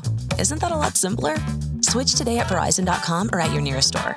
For new customers, $30 per line includes auto pay and switch discount. Additional taxes, fees, and terms apply. Unlimited data is restricted to on-device smartphone usage. Domestic data roaming at 2G speeds. If you're gonna play the game, boy, you gotta learn to play it right. DraftKings is all about responsible gaming. It's more fun when it's for fun. So play responsibly. DraftKings, the crown is yours. Gambling problem? Call 1-800-GAMBLER. 21 plus. Age and eligibility varies by jurisdiction. Welcome to the most powerful kind of cancer care. One team unites two of the nation's best hospitals. One team saves more lives every year. Our team. We're one against cancer. Mass General Brigham. Oh, I know. Go ahead, Soph. Yep. Kind of being settled now. Do you try not to set a guideline between balls and Well, I think like a lot of things, everything is pretty unique to itself, and whether that's negotiations or that's players or the play that we're running, certainly those are unique and individual situations, and I think we'll try to focus on Christian's, and I know he'll focus on his own situation. So we'll continue to work through that, and he'll continue to try to improve and try to get back out onto the field. Will we see him today or still? I would not anticipate that. I think he's just in the return to play. Or more in the same camp? Getting closer. He may do a little bit more. Coach, based on what you see this week, will that determine if guys play Saturday, or is that something you decide ahead of time? No, I think you have to use the work that we get and how good the work goes, I think, and how as long as we get what we set out to accomplish. I mean, 2 days of joint practices with a lot of reps, I think upwards of, probably 28 reps, 30 reps for the first group on each day is a good number. Make sure that the intensity is there, and then we'll evaluate. How did the guys respond to going into practice? How fast is going to get used to maybe some noise? Yeah, it's hard to be able to get those types of things outside or, in a preseason game. And so, we're just trying to work on all those things that we're going to need throughout the season. And I thought that would be a good time to do it. Is there anything you learned about the team coming out of the joint practice in Indy that you can use into Philly? No, that we have to just continue to be more consistent. We have to continue to understand that, the opponent changes, that what we see in the beginning of practice is usually going to be some of the same things that we see in the end. If you don't fix problems, or get things addressed or recognize new plays, that, that's going to be what it's like in the game. So I don't know if I learned anything other than we have to continue to keep improving, and that's the goal. How different is your approach with 2 days, Mike, rather than one? I don't think it's much different. I think that, we'll be able to do a lot more field work on the first day and then probably focus on the red zone the next day. But other than that, we tried to put everything into 1 day versus Indy, and now we'll have much more concentrated work second day in the red zone. Andrew going down and Ben dealing with his injury, is that a position you'd like to add more veterans to, or do you like the younger group? Well, I mean, I think we have to be able to evaluate the younger group and see what they do here this week, and in a competitive setting, and then also in the game, and then always, keep our eyes open to what it looks like around the league. Like I mentioned earlier in camp that we might see Caleb at guard. I don't think we've seen it yet in camp. Is that something that you guys might do now you're dealing with some injuries there? Yeah, certainly could. I think what happens is where do you feel like he can make the most strides, and you don't want to derail the improvement that he's making and some of those things. And so I'm probably much like you guys and say, hey, that it's not that big of a deal to go from tackle to guard. We've got a lot of coaches that probably think differently than what you guys and maybe me think, and that it's a little bigger deal. But I think Caleb's been working hard. He's been trying to improve. But I think at some point we'll need to do that as well. And that's just trying to be fair to the kid and the player as he's developing and learning this game and this league. And then at some point in time, we'll probably have to take a look in there. Like tight end is a spot that I think can be difficult for rookies just to grasp all the responsibilities and everything. With Eli, how is he doing with that process of getting used to NFL speed, getting the playbook down, and seemingly like drinking from a fire hose? Yeah, I think probably fairly well. I mean, it could always be better. I think that he's done some good things. I think he's learning. He rarely makes the same mistake twice. If we coach him on something, or he didn't like what he did in 1 day, he usually comes back the next day and does a decent job at it. You can see him consciously trying to do the things that we're asking him to do, and I think we're headed in a good direction, but a long ways to go. Mike, how close is the league to having starting quarterbacks not playing all? I don't know. I really just focus on the Patriots and not the league. I don't know what other teams are doing. That's certainly a question for 32 teams. So what we're trying to do. Practices certainly help that. Yeah, I mean, you get a lot of intensity, but you see a lot of different looks, and teams are, they're running a lot more stuff than they would run in the preseason in the game and putting it on film. If that's what you mean. I mean, stuff that we saw from Indianapolis in practice, we didn't see from them in the game. We saw basically one or two blitzes and a lot of other just base defenses. How do you feel the run game is progressing, and do you have to manage expectations at all, given how important time on task is and all the movement that you guys have had on that side? I mean, it's probably hard to tell. I mean, I think it could always be better, but it's not live, so you don't know if guys break tackles, and receivers are trying to come get safeties that are 3 yards from the line of scrimmage. Do you want them to go nail them and then knock them into the other guys? So I think that there's a fine line there and trying to figure out what the run game looks like and what it will look like. And there's been some good runs. There's been some times where it's been one guy, but still not a very good play. So there's I think good things, and there's some things that would have to be better. But we want to take care of our guys. We want to make sure that we're staying up and we're not creating piles. And sometimes those receivers going down to get those guys in support creates a little funky angle, and we ask them to take care of each other. So in a game, maybe the guy is able to block him by the hole, and in practice sometimes that doesn't happen. Ponder appeared to make the most of his opportunities last year, and then obviously because of the state of the room, he's even getting more this year. How do you feel like he has handled maybe some of that increased role? I think good. I think he continues to just be more comfortable and understand what the game is and what it is from a special team standpoint, what it is from a first and second down standpoint, what some of the formations are, what he may be looking at, some of his keys. Doesn't seem to be overly stressed or panic. How do you feel Gabe's progress has been now that he's been active for a couple weeks? Okay. I mean, I think that it needs to be better. It was better on Monday or whatever. I guess not Monday, but whenever we practiced Saturday, I guess it was better Saturday than it was in the game. We pointed some things out to him in the game, and I felt it was really cool of him to be able to make those corrections and look at some of the body positions that we feel like he should be in, and he was really conscious of those, and I saw those things translate in just a quick, short amount of time from the meeting after the game to Saturday's practice. At least from the outside, Corey is a guy who really kind of grew into the role last year, kind of grew into an expanded role. Part of that was due to some injury, but he took advantage of the opportunity he was given. What is the biggest thing for you that stood out about him and his development as a player and as an individual? Well, he played hard, has great energy.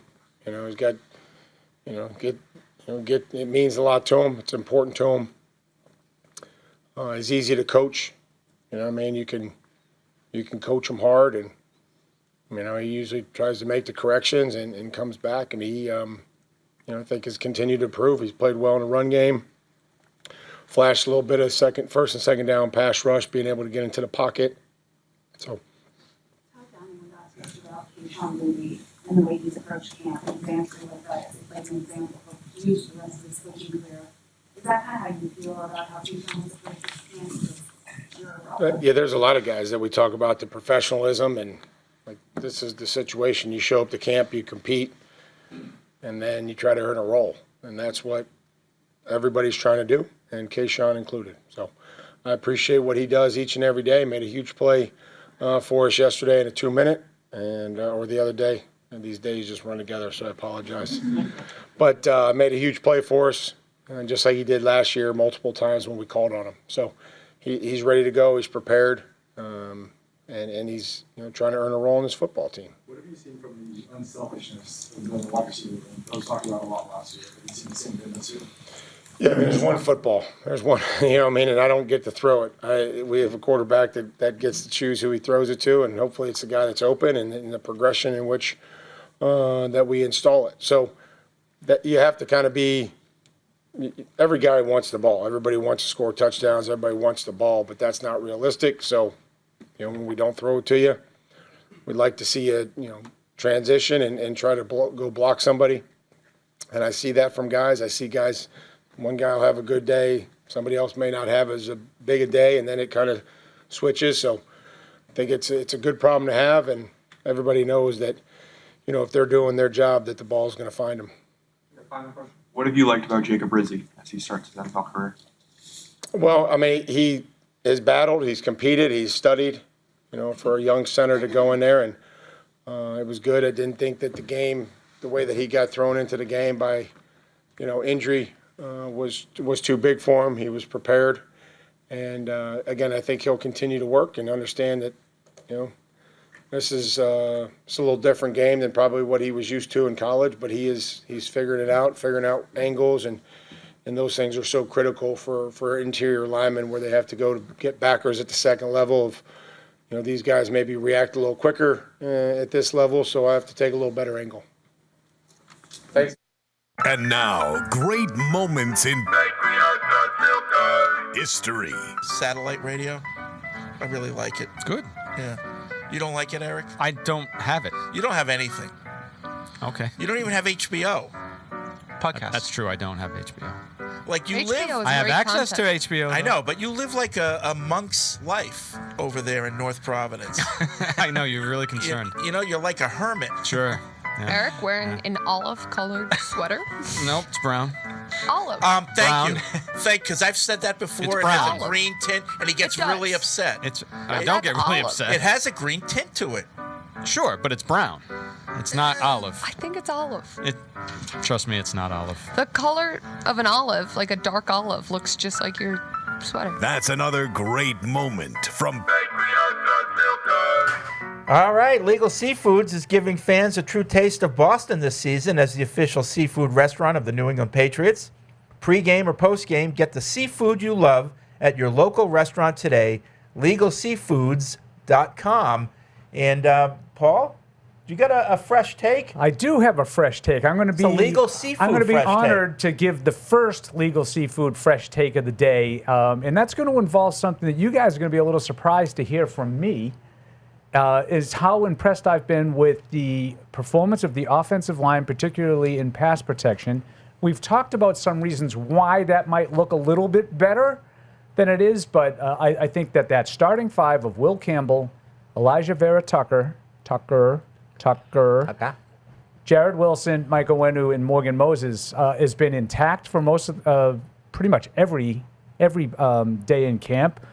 Taken part in virtually every team rep, a couple here and there for Morgan Moses and some mixing and matching. I think that group has done a great job, and I think that's the biggest reason why when the offense has looked comfortable, I thought it was really comfortable against Indianapolis, as an example, in that joint practice. I think the pass protection has been really good, and I've seen a significant improvement in that area. I think that's something to build on.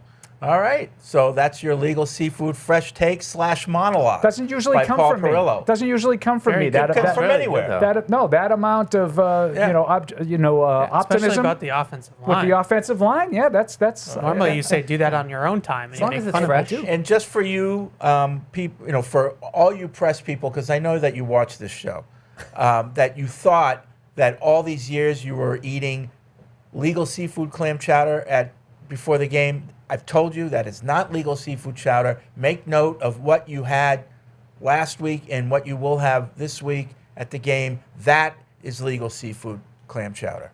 I'm team chowder this year. I'm going. Yeah, you were saying that during the game, and then I saw that not only that, but the crackers are legal seafood too. So did you have some? I didn't. I'd already eaten at that point, but I'm gonna work it in. I love clam chowder. Matt Morrell's giving the thumbs up. Yeah, good stuff. Get a bread bowl, maybe. Good stuff. Bread bowl. It's a little heavy before the game, no? So that'll be Clams a go-to and cream. for me.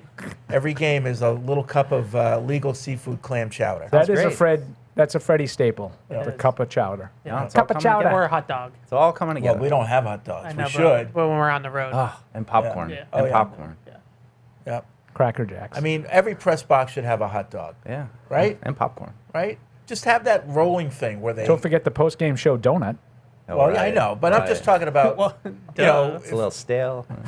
sports writers need to eat hot dogs. Well, they finally got it together with the candy bar, so they have candy all the bar candy is bar nice. is pretty good. It's okay. It's the mini ones. That's my No, it's halftime. nice, but it's I had it's like 6 pieces, and I was like, Go to- "Wow, look at all the go candy!" to I'm like, "What?" Vegas. You They got a whole yeah, candy that's store true. set up. Yeah, It's pretty one of our amazing. social really? team members, who will name anonymous, he opened his bag and he just had like all the candy from the Vegas You're not press box, supposed to and I was like, steal I don't it. think you're supposed to do Yeah, that, bro. that's you know, that's not the spirit. of it. I was like, What do you want? You want Charleston Chew? yeah, What do you want? Twizzlers? Black market. Well, it's I got you. it's funny how, you know, the press behaves. Back in the day, in the old stadium, we had a press crew that was just motley. You know, you had your real pros like Borges and Mannix and those guys, but you had a lot of people there that should not have been in that press box that had credentials. And, you know, they needed to fill the thing. No one was covering the Patriots back in those days. But you'd have old guys that would come with those old school briefcases. And the only reason they had that briefcase was to load it up with media guides and anything that wasn't nailed down for their grandkids. I mean, it was just thievery going on. Yeah. You know? Did they have like the typewriters back then? Like you could hear like. It wasn't quite that bad, but they won 13-3 today. But back then, when I first started, they were still called word processors. They Okay. weren't laptops Okay. yet. Okay. They were like the Radio Shack Yeah. Tandy. Trash 80s. Yeah. Yeah. That's what I first used at the Herald. Yeah, so they weren't TRS-80. laptops yet, but they were transitioning at that time to word processors. And you hooked it up to a phone line, and that's how you. Oh, yeah. That's how you yeah. That's how you transmitted your story. Yeah. It didn't make that noise. It wasn't like AOL dial-up, but it was a process, and it wasn't wasn't seamless. I am just old enough to know that noise and know some of these things. I feel like those were heady times. You know, it was great. You're on the new frontier. I had a compact computer that the keyboard would fold up into the box, which was the computer, and you had a handle on it. Those had to be the fancy Looked like one, a big right? briefcase. Yeah. Yeah. I think about that a lot. Yeah, and it had a screen about this big, and I had my dial-up and CompuServe service. I think about that a lot. Like, we're jumping on a moving train as younger media folk. Right. You know, all the people. You know, I knew somebody when I lived out in LA who started at ESPN when ESPN started. He had a very successful career as a producer in the sports TV business, and but he got in on the ground floor. Whereas like people are my age and younger, it's already. Yeah. There's nothing else to do. Like, it's already invented. You're riding Like, the wave. Yeah, it's already here. Listen, I remember, I'm old enough to remember when TV went from black and white to color. That is old. I had a black and white TV. You know? When All I the was- shows were in black and white. when I was very young. And the first show that I watched in color was Lost in Space. And I remember they made a huge deal. You know, the next episode's going to be in living color. And, you gathered around your TV to see Lost in Space in color. It was a What was big- it? The movie Diner, I think. Remember Diner at the Yeah, I movie? remember. And the guy comes out and he goes, "Saw the Ponderosa in color TV. Look faked." Because it was like set back in the right. 60s, Yeah, and yeah. that was like the whole thing. Like all of a sudden you would see these shows for the first time in color, and it looked different. Loving the AARP show. Yeah. Yep. I think about that Guilty. a lot, though. Like, what's the next thing? Like, you want to be first to the next thing that happens in media, and everything's kind of already been done. So, like, you have to. It's like AI. Thanks, AI. Mike. Yeah, that's Since I exactly. don't want the next What do thing. you- The next thing is going to make us all You guys heard about obsolete. this AI thing? I guess it's going to be everywhere. I don't know. Well, I think with these robots that they're building, Oh yeah. I think there's going to be a huge percentage of men who are never going to leave their house. Oh yeah, sure. And you know Oh why. yeah. Oh yeah. You know why? Because it doesn't talk back. It does exactly what you want it to do when you want it to do it.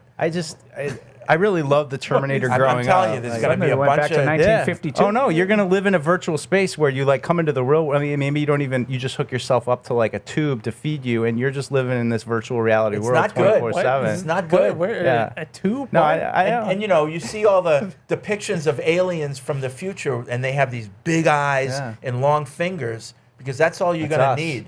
That's how we're going to evolve. Oh gosh. I mean, I love the Terminator growing up, but I really am starting to feel like I might be living in like a Terminator situation in the not too distant. You know, we're gonna be getting chased by hunter killers. And Elon says we're all thinking of it too negatively. It's supposed to be more positive than this. Okay. I know, but it seems kind of He Terminator. says think about it as you'll be living in your living room one day and say, "Oh, I want to play this video game," and you'll type it into your computer, and your computer will make the video game for you. Oh, I'm sure, but there's going to be a lot of bad things too. I think so. I don't know.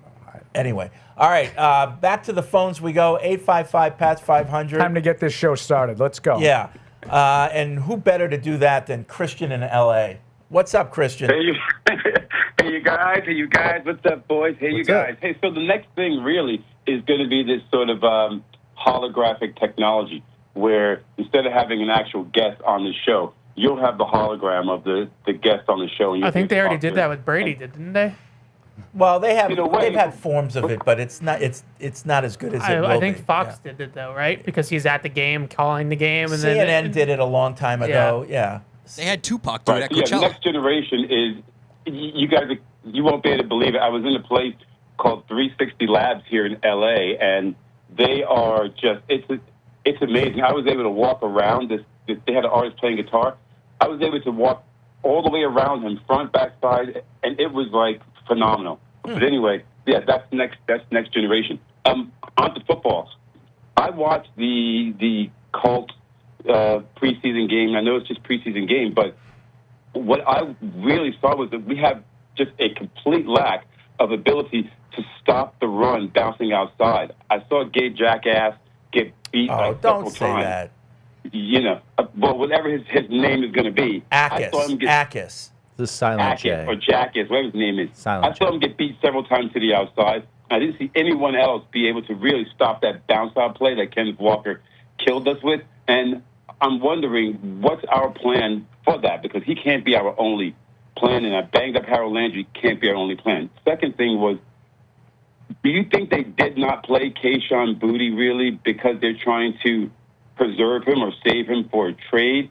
And if they do, is there possibly a rangy outside line, a rangy inside linebacker that we can get for coverage? That's my second question. And then lastly, when is this team going to put his chest out, bring his shoulder back and say, you know what, we did win the AFC Conference Championship last year. I don't know if teams raised a banner for that, but we've allowed this narrative that we've gotten lucky, that it was a schedule, all this crap from last year, to really move forward this year. And I haven't seen the team itself sort of grab the narrative of, you know what, we are here because we belong. So I'm just wondering if, about what do you want them to do? Talking to you. What? What do you want them to do? I just want them to sort of go into this joint practice with the Eagles feeling like champions, like playing like with that sort of aura. And it doesn't seem like we have that as a team. It seems like we're sort of backing into it, or we're allowing this. Yeah, well, we'll see what happens this year. And if the Eagles coming in, these guys are going to be, flying around. So I don't know what I want to see, but I just have that feeling. Yeah. All right. Okay. So you want to see AFC Championship swagger, I guess. I don't know. I think they have some swagger. Yeah. They have plenty of that. I think there'll be a lot of back and forth and talking. Yeah, it's the summer still. Yeah, I don't really, Vrabel decided that the starters weren't going to play. I had no issue with any of that. Kayshon Boutte did actually play in the game. He played. They did not target him. Yeah. And I do think there's a couple of ways of looking at that. Maybe they were trying to make sure that he stayed healthy. I think you could make an argument the other way and say, maybe feed him, 3 or 4 catches early in the game, and you might get on the radar, and someone might say, hey, he's expendable in New England. We should go and get that guy. I don't know. I could be convinced of that either way. I don't think you're getting, you're not getting a significant piece for Kayshon Boutte right now in trade. I mean, you're just not. Well, not at first. He's looking for a rangy inside linebacker. So is every other team in the league, by the way, minus 1 or 2 that have them. But you're not getting a starting caliber player for Kayshon Boutte. Yeah. I mean, I just keep saying the same thing with him. Don't you think he would have already been dealt if they had a good offer on the table for him? If they had a high draft pick or a player-for-player trade that was of that caliber, with all the rumors and all of the, even Keyshawn Boutte kind of admitting at the microphone multiple times that there's Most recently, Yeah. When is it? Monday? Yeah. Yesterday? Yeah. Yeah. I think Right? that he would have already been traded if they had a great offer Yeah. for him. On the edge thing, I'll come to Aggis's defense like a little bit. I thought some of them, especially the 22-yarder, the read option with Richardson, I thought that was like they had like kind of a play on there with him and John Saunders, the safety, and Ackis was assigned to the back and Saunders was assigned to the edge. And I didn't actually think he blew the edge on that one particular play. But, he is right now, he's a guy that needs to learn how to where he's going and how to harness it. And he was one of the very few players that was on the field that I think potentially will play a role on defense. There weren't a lot of regular players playing in the game that are going to be big parts of what they do in 26. Ackis is one, and the criticism, I think Vrabel would agree with Christian that he wasn't put his best foot forward. But, he did have an abbreviated start, to camp. Let's let him get his feet set. I mean, I think if you're in the, the middle of November and you've got nothing out of Gabe Ackis, then I think that's worth saying, like, geez, maybe did we oversell this second-round pick? But right now, not too concerned about him. Yeah, I guess I just didn't have a ton of concern about him setting the edge against the run. He had a couple screens in his direction that I thought he could have played a little bit better. I don't think he played great. And then the quarterback got out of the pocket on his direction on one play. Richardson got out of the pocket. But if you're looking for a guy that's going to set a sturdy edge and not let the running back bounce like Kenneth Walker did in the Super Bowl, then I think Ackis is going to be able to do that. And Draymond Jones, I think, will be able to do it on the other side. Christian didn't mention him.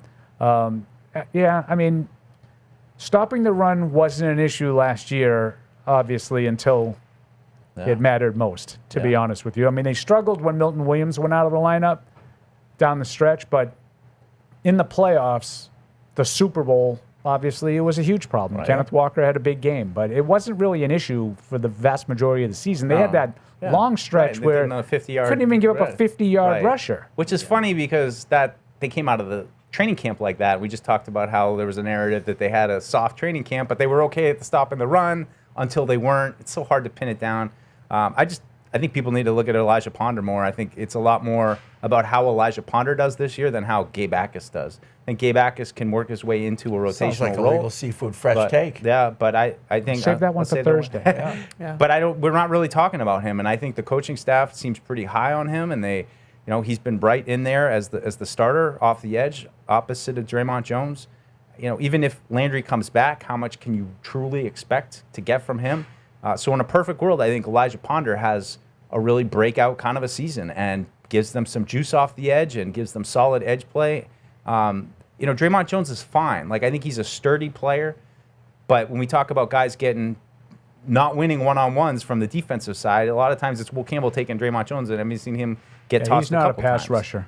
So and I think they can piece it all together. They did it last year. They can blitz, and they'll run a bunch of stunts and stuff to figure out a way. But look, in a perfect world, you have a dude on the edge that cannot be blocked single one-on-one. And then when you have that, complementing Milton Williams and Christian Barmore, now you're really starting to cook with gas. So, that's going to be an issue. And they at least platoon Ponder and Ackis. I think Ponder's a little bit better pass rusher. Ackis is a little bit a better run defender. At least if those guys can end up in some sort of rotation or platoon with each other, and obviously Jones will play a lot on the other side. I have so little expectation for Harold Landry bringing anything that I think that it's going to be a lot of those two guys. And maybe they can, Ponder's the better pass rusher, so he's going to play in passing situations, and Ackis is the better run defender, so he's going to play in run situations, and they can kind of piece together a starter out of those two guys. Seen a little bit of Q Hutchins, too, dabbling with some of those reps with Ackis. He has some pretty good reps in one-on-ones because he's got the speed. And he can play special teams. He's a really good special teams player. Yeah, I like that. Q. If he's going to make the roster, he's going to make it covering kicks. And he's really good at that. And then he's got a little bit of juice in the pass rush, so maybe they can develop him behind the scenes as a pass rusher and then allow him to play on kicking game. And I kind of liked how Swinson was moving in the game. He played late. Didn't feel like, he's one of those guys that's in late, but I don't know. I kind of liked how he was moving and playing a little bit. The only guy I liked off the edge in that game was Lucetta. Jesse Luketa, who has, I mean, he should look better at that stage. Mike and I talked about this a little bit at practice. You can sort of see a difference with a guy who has kicked around the league for a year or two, Yeah. as opposed to the undrafted rookie who's playing, in a full stadium, NFL stadium for the first time. And I thought Luketa was one of those guys. Mike brought up Hassan Haskins as a running back, who, maybe looked like a little bit better than like Lan Larison and Jim Miller did. Yeah. Which makes sense because he's playing against guys that have never been in the league late in a preseason game, and he has some NFL experience. I don't necessarily think that those guys are going to factor in, like Luketa, I mean. Yeah, I think But Haskins really I could think factor in. Haskins could be the kick returner up for all I know. Or He's got third 28, running back at least. 28 career kick returns. They want a running back in that role. Yeah. Maybe that's how he finds a roster Size spot. stands out in that group to me. Because I too. thought Jim Miller ran it pretty well. I thought he was fine. But then they signed Haskins, and he was immediately taking reps in practice from Jim Miller. Yep. So I wonder if that is already. Yeah. I don't know. That they really like Haskins. That it was like immediate that he came into practice and was getting work. Yep. Jeff's in Maine. What's up, Jeff? Hey now. Hey now. Some of the things you just said probably answered my questions already, but Okay, I was thanks. wondering if there was who the third running back might be, whether it would be Larson, Miller, or Haskins, or in my opinion, keep 4 if you can, but probably too much with Gilliam. And the other quick question would be, if Spillane misses time, who's their backup with Gibbons now gone to? I think he went to the Cardinals. That's all I have. Thanks, guys. All right, thanks, Jeff. Yeah, I mean, talking about the preseason game, Chad Muma really struggled, and then now he's been hurt, so maybe it was injury related that he struggled, but he had a rough game on Thursday night, and KJ Britt made a couple plays back to back that caught After the eye. a quiet camp, hadn't seen much. Yeah, from him. obviously they like Khalil Jacobs. Really reads the run really well. Is fast processor, plays quick. But I don't know if he's ready, as an undrafted rookie to play like a third linebacker role. They're going to play a little bit. Yeah, and even Obiizer was getting some, reps yesterday a little bit. I mean, I don't know what that means, but I think it's a long-term need. Christian talked about trying to trade for one of these guys. I don't think that's on their docket. I think they'd be okay with Spillane and Ellis for the season. But that is the great question. You know who I think is going to factor into that mix? Del Pettis. Yeah. Yeah. Yep. Third safety, box right? safety. He's the box safety. If they need, if they have to go down the depth chart and do some different things, I've seen him out there in the middle, and that's the role that he's in is what Evan just said, like sort of the box safety guy. And I thought it was interesting today. Reggie Gilliam talked, and he was talking about sort of fullback being one of those positions you kind of have to play. These reps in preseason are kind of valuable for him because there's a feel, and you need to sort of learn the linebackers. And he mentioned Spillane, Ellis, and Pettis. Yeah, those are the 3 names he mentioned. Pettis can hit. Pettis hits and brings it. John Saunders is probably more athletic and play more in coverage, I would say, more their type of player in terms of playing deep and covering tight ends and receivers out of the slot.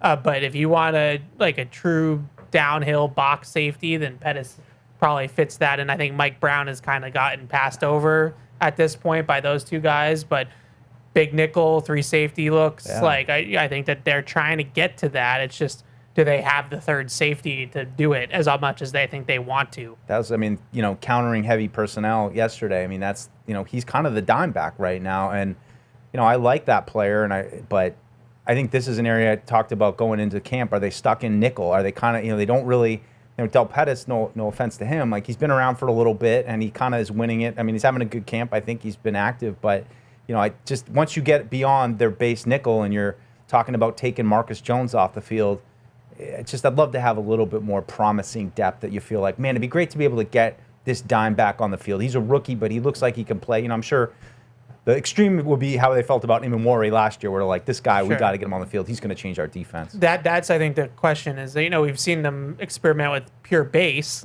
real base defense.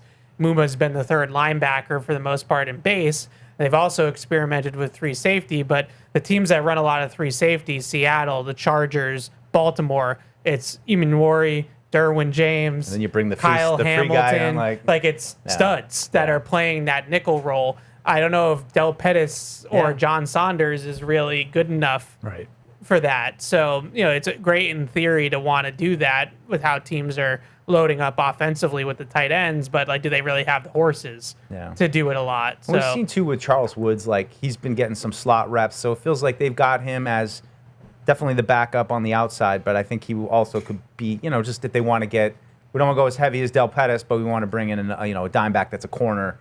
I think that's a place Charles Woods is going to play too. Darius in Louisville writes in, listening but hearing you guys, Evan, and also Vraves talk about running the ball more or better against Seattle has me thinking. I know we weren't great running the ball when we needed to last year, but do you think they'll overcorrect for that for last year and take the ball out of Drake's hands more? I think with the weapons we have and Drake getting smarter, we can spread teams out and let him pick them apart. Evan, I'm not saying never run the ball. I love the running game. I guess I'm just asking if Drake will be hurt by the need to try to run the ball better. I'm not worried about it. I'm not either. No, I don't think so. But I think that to make Drake better. If teams are going to go lighter, defenses are going to go lighter, and they're going to play 2 high safeties, and they're going to lighten the box and all this stuff. Like that's the chess match. Like throwing into Seattle's 2 high safety shells is not gonna. You're not winning that way. Like that's how the Super Bowl went, and we all know how that went. Right. So if you're gonna, that's what you got to do. You gotta be able to run the football. You got to get them out of nickel. You got to get them out of 2 high safety. You got to make them put another hat in the box. You got to make them put bigger bodies on the field. And that's when you can start to create opportunities in the passing game. So that's everybody in every NFL training camp is having the same discussion. How do we get defenses out of 2 high safeties? Yeah. Because everybody's playing the same defense. They're all playing with an umbrella over the top of the defense. So how do we get the defense out of 2 high safety?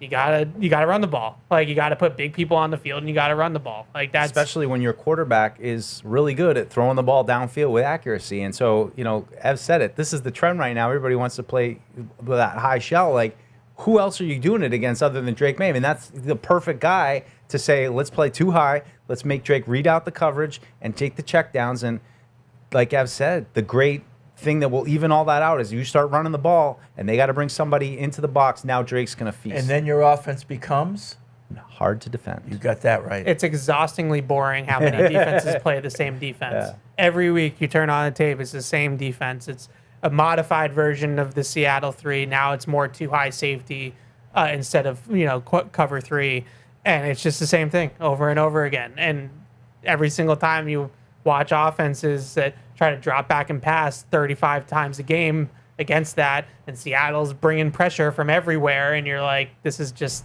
a death sentence. And I would just say, completely anecdotally, I'd be stunned if they don't attempt more passes this year than they did last year. They were low 20s, so many different games, because that's all they needed to do. Rolling. That's all they needed They're in control in the second half. The attempts are down. Yeah. We're running clock, and we're getting out. It's not going to be that easy this year. Yeah. So I just think game situations will dictate them having to throw more than they did last year. Games will declare. Yeah, I mean, Gillingham's a big part of that. I think that's a big acquisition, and it's it's going to immediately be one of those things early on where you're feeling out how are they going to play us when we put Gillingham on the field. What about Paul's going to love it. Yeah, it's going to be Paul's favorite type of Paul football. will not love that because that will take the ball out of Drake May's hands, and I will not like that. He's going to love. I mean, this is where we're going. We're going. Fullbacks are back. Multiple tight ends are back. It's it's the only answer. Like if they're going to play this way defensively, you got to find a way to get them out of it, and it's the only way to do it. Paul in Providence, it's great that Dobbs and Brown are making progress in their connection with May, but I can't help but think this progress is more of a function of playing it against second and third string cornerbacks. The connection, particularly with Dobbs, was non-existent when playing against the first team defense. Do you have any concerns that this development is fool's gold? No, a lot of his catches were against Carlton Davis, so yeah. I think that's a little unfair. They're proven NFL players. Like if this was a rookie, and they drafted a high pick, and he was going off in practice against depth corners, but like it's AJ Brown and Romeo Dobbs who have real production in the league. Yeah. And I also just would say like not every team has Christian Gonzalez and Carlton Davis. Like they're gonna play a lot of teams that have stinky corners. Yeah. And like they're not gonna be as good as the guys the Patriots have. Yep. So I think at the very least it's encouraging that Like A.J. Brown, if you put A.J. Brown against a kind of a fringe outside corner, like he's still going to torch that guy at this stage of his career, and that's the way I would look at it. But if you wanted to be negative about it and say, well, it's because of the guys getting hurt, you could say that about A.J. Brown. Hasn't seen Gonzalez now for a week, so maybe that's why he's on an uptick. Carlton Davis and Romeo Doubs have seen plenty of each other. Davis has been back now for several practices. He's back. Like am I saying that he's in like regular season form? Probably not. No. But why should I think that Romeo Doubs is in regular season form? Yeah. It's camp for him too. So they've been back. I think, like I said earlier in the show, he's been running those 12-yard outs and getting open routinely. Patriots plays with Carlton Davis covering him. Yeah. Again, Brown might be benefiting from Gonzalez's absence, but I don't think that's been the case for Doubs. Yeah, they just look like Patriot plays to me, and that's it just looks comfortable. He looks like he's in the right spot, regardless of who the matchup is. He's just in the right places, and I think that's what I was most interested in. Not these matchups are shutting him down. Does he know what to do? Can he get there quick? Can he be where Drake wants him to be? And it wasn't that way when camp started. Yeah. So I mean, look, there's always competition's going to uptick, but. A.J. Brown going against Christian Gonzalez every day. That's as good of a matchup as you can possibly You've seen him get. less in the slot, Doubs. Like, I think early on they thought that he was going to play more inside and play the Diggs role and stuff like that. And I feel like now they realized it's going to be more of a outside receiver heavy, offense with Doubs and Brown both playing on the outside. Tina from Indy writes in, thank you for making me laugh every time I listen. I enjoy the banner, and I honestly have learned so much about scheme and different personnel from listening. I had to write a quick email to tell you that I love Mike's shirt. He looks exceptionally handsome today. I am happily married, but I can still look. Well, thank you. Wow. Thank you for my shirt. I would agree with that email. Mike, you are exceptionally handsome. I love hearing it, Paul. He is. Say he's a good-looking guy. Say it all the time. Mr. Hollywood over there. He's wicked handsome. Matt can't compete. Matt wants to know what Evan thought about Raritan's blocking, and if the fans feel kind of justified about what they saw during training camp. Good. I don't know what the fans saw. Getting better. That was my next question. The block that he threw on Jam Miller's 15-yard run was really nice. Came off the end, comboed the end with Arkin, came off, hit the corner, threw him out the club. That was like, there we go. That's what you want, more of that. Some of the base blocks or kick out blocks on the line of scrimmage is more of like a stalemate right now for him than he's actually creating movement. And I think that's where he is going to need to improve a little bit. But functional, I thought it was okay. It's fine. He's not going to make his living blocking. He's not a guys. blocker. He's a big running guy, and it's fine. Now and then He's they're going to have to willing to keep show him up. in to do it. He puts in the effort. He's got good size. He's thick, but you want him to be running the seam and making plays down the field. He ain't thick with two C's. He's small. He's very tall, but he's 6'6", small. 245-ish. Yeah, No, he's but a small tight end. I think I like his build though. I don't think his build is I think he's a seems pretty tall, sturdy to angular me. athlete. Yeah. I think he can be a weapon in the pass. I don't know. I'm not telling you now. I think down the road he could be a really valuable weapon for them. I mean, that's what you want. I think I don't think he's ever going to make a living. we're trending in the right direction. He learns nutrition at the NFL level. We're trending in the right direction as a blocker. I don't think he's going to be Gronk, obviously, but we're trending in the right direction there. And if there's a chance that he could be better than Hunter Henry already as a rookie. Hunter Henry's not a very good blocker. You mean as a blocker? Yeah. Okay. So I think that there's a chance that happens. I was less excited about Arkin. I thought Arkin struggled in the game.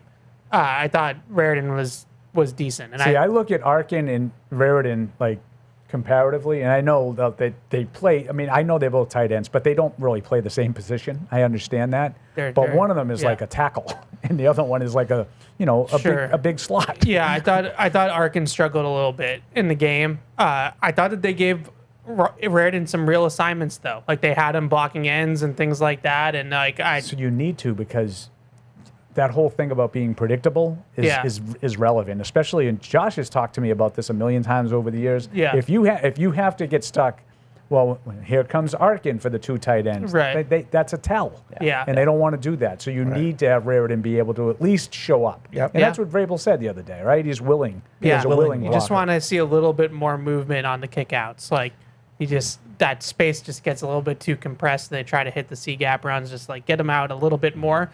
but that might come like that. He might need some skinless chicken Polly before we're talking I about agree. that. Chris and Clemson, trying to stay away from the usual camp questions, so I have these three for you guys. One, is this defense actually built to win without blitzing? If the Patriots can't consistently generate pressure with 4, does that force Vrabel to blitz more than he'd like? And if so, does that create a domino effect by exposing the linebackers in secondary and coverage? Yeah, it does. Small C concern. Yeah. To steal Evans' phrase of the summer. Yep. 2, what happens when a defense decides A.J. Brown simply isn't going to beat them? If teams bracket Brown, play too high, and force someone else to win, have you seen enough from Dobbs, Douglas, Henry in the running game to make them pay? Or does this offense still become significantly easier to defend when Brown is taken away? I have less concern about that. I have less concern about that for sure. I think, the way Pop Douglas has been showing up, the way Dobbs has been showing up, I think Ramondre is just quietly doing what Ramondre does, and if he stays healthy, he's going to be a back who can do it all. Would you guys be stunned if Ramondre Stevenson had like a bunch of big plays in the passing game? No. I feel like they've been using him a lot as a receiver on like design, not just like dump offs, like on design routes. That little, I always call it a stick route, but I don't know, it's probably not that. But that little little bend to the post, that over the middle, and he's got big plays on that little route. Like a little angle route. Yeah, and it's there like every time that they go to it, it seems like it's open. And I think they used it a couple of times to get out of trouble last year. Once, I think, in the Chargers playoff game, but I might be misremembering. Oh, yeah, he did a little dump off. Biggest game. I think he might. I think they have a lot of options. If teams want to dial up something to take A.J. Brown out, I think they have options Plus, to go if to. they're bracketing him, that's 2 guys. That's, and I think they have more. That's 4 guys. Yeah, I don't know how that we got there, but they have more now. I think this year than they did last year. If that's the game plan. Yep. If they're taking out Brown, like last year when they got into the playoffs, they started taking out Diggs, and they didn't have options. They didn't really have much else. But this year, I feel like they're better equipped. Final question is, what did Indianapolis expose that coaching may not be able to fix? Looking at what you saw against the Colts, which problems were communication or execution issues that can be cleaned up, and which, if any, made you think the Patriots simply may not have the personnel to consistently win that matchup against good teams? Does Philadelphia give us our first real answer? Covering tight ends as good as Tyler Warren. Have you faced like that's a good one? Have you faced a guy like top 5 tight end in the league? I think that you might worry about that a little bit. A.J. Barner gave them trouble in the Super Bowl. Warren gave them trouble. If they play if Kincaid is ever healthy and he's playing, for the Bills, things like that. Maybe. How do they deal with 3 tight ends when they go into Chicago? That's interesting. Yeah. I know they're kind of unique. The Rams kind of do that thing too. But yeah, no, that's a good one. I would say the rushing offense. The overall the up front, consistently pushing guys off the line and opening up. Yeah, those are things that I think are issues in New England. I don't necessarily look at anything that happened against the Colts and worry about it. But the tight end thing, because even if you take it back, Tyler Warren's an exceptional talent. Then you get on the field in the game, which is obviously pared down, but now you have backups against backups, and tight ends are still an issue. Mm-hmm. So I just wondered, defensively, do they have an answer for this? Yeah, even Will Mallory gave them some problems. That's what I'm saying. It's 6 for 80 in that game. Yeah, so that would be something I'd specifically to the Colts. The rush offense, I think, is just a matter they're not a bulldozing offensive line. They're not a road grading offensive line. That's not the group that they put together. So you have seen a lot more stretch, outside zone plays and things like that. That takes time, to develop the chemistry on the combination blocks and the reads and all that kind of stuff. So maybe that's a little bit of a slow burn is the run game, but I don't know if that's specific to the Colts. The one thing I would worry about with the offensive line though is that they don't really have a lot of power outside of Onwenu on that line that you really think of people, downhill people movers, we're going to get on double teams and move the line of scrimmage. I think they're going to be more of a finesse, run game, which we'll see if that translates.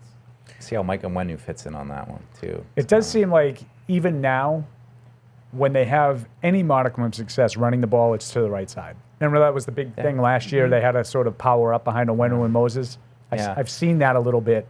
Every once in a while, there's a crease off right tackle and no sniff off I'm left. glad Evan said, though, at the top, reminding people that Elijah Vera-Tucker hasn't played in a year. So I think, I kind of forgotten that, and I think that's an important bit Have you of been context. disappointed in Vera-Tucker like Fred's been disappointed in Drake May? I would say underwhelmed. But it's hard to be overwhelmed. It's hard to be overwhelmed in a practice setting like this, but I don't know. That's one where how good is this guy? Because it's a first round pick. Everyone said, well, when he's healthy, he's really good. Okay, I'll give him some chance to knock some rust off, but I want to see who this first round pick really good guy is. See, I feel like I think Vera-Tucker's been fine. Yeah. I think a lot of the things that have been issues with him early on were picking up stunts in games and things like that with Campbell, which you expect for two guys that haven't played together next to each other on the line before. I mean, is he like a game changer? Is it Quentin Nelson and all of a sudden your line just completely changed because you signed this guy? Probably not, but I still feel cautiously optimistic that he's going to be a better left guard than Jared Wilson, and Jared Wilson's going to be at least as good as Bradbury at center, and you're I think that's all marginally approving there. I like AVT's mean face. I feel like the rest of the line doesn't really have mean faces. They all look like nice guys. Jared Wilson's got a smile all day. We'll find out this week. Owenu a little bit. A little bit of Owenu, but he's really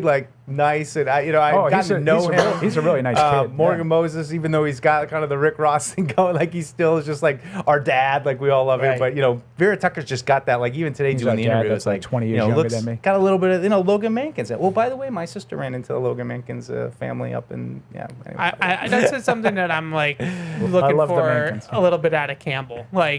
Okay, year one, you're getting your feet wet. You're just a rookie. You're not going to lead necessarily right out of the chute. I think Drake May ran into that problem a little bit too. But the tone needs to come from somebody in that room, and he's the a-hole.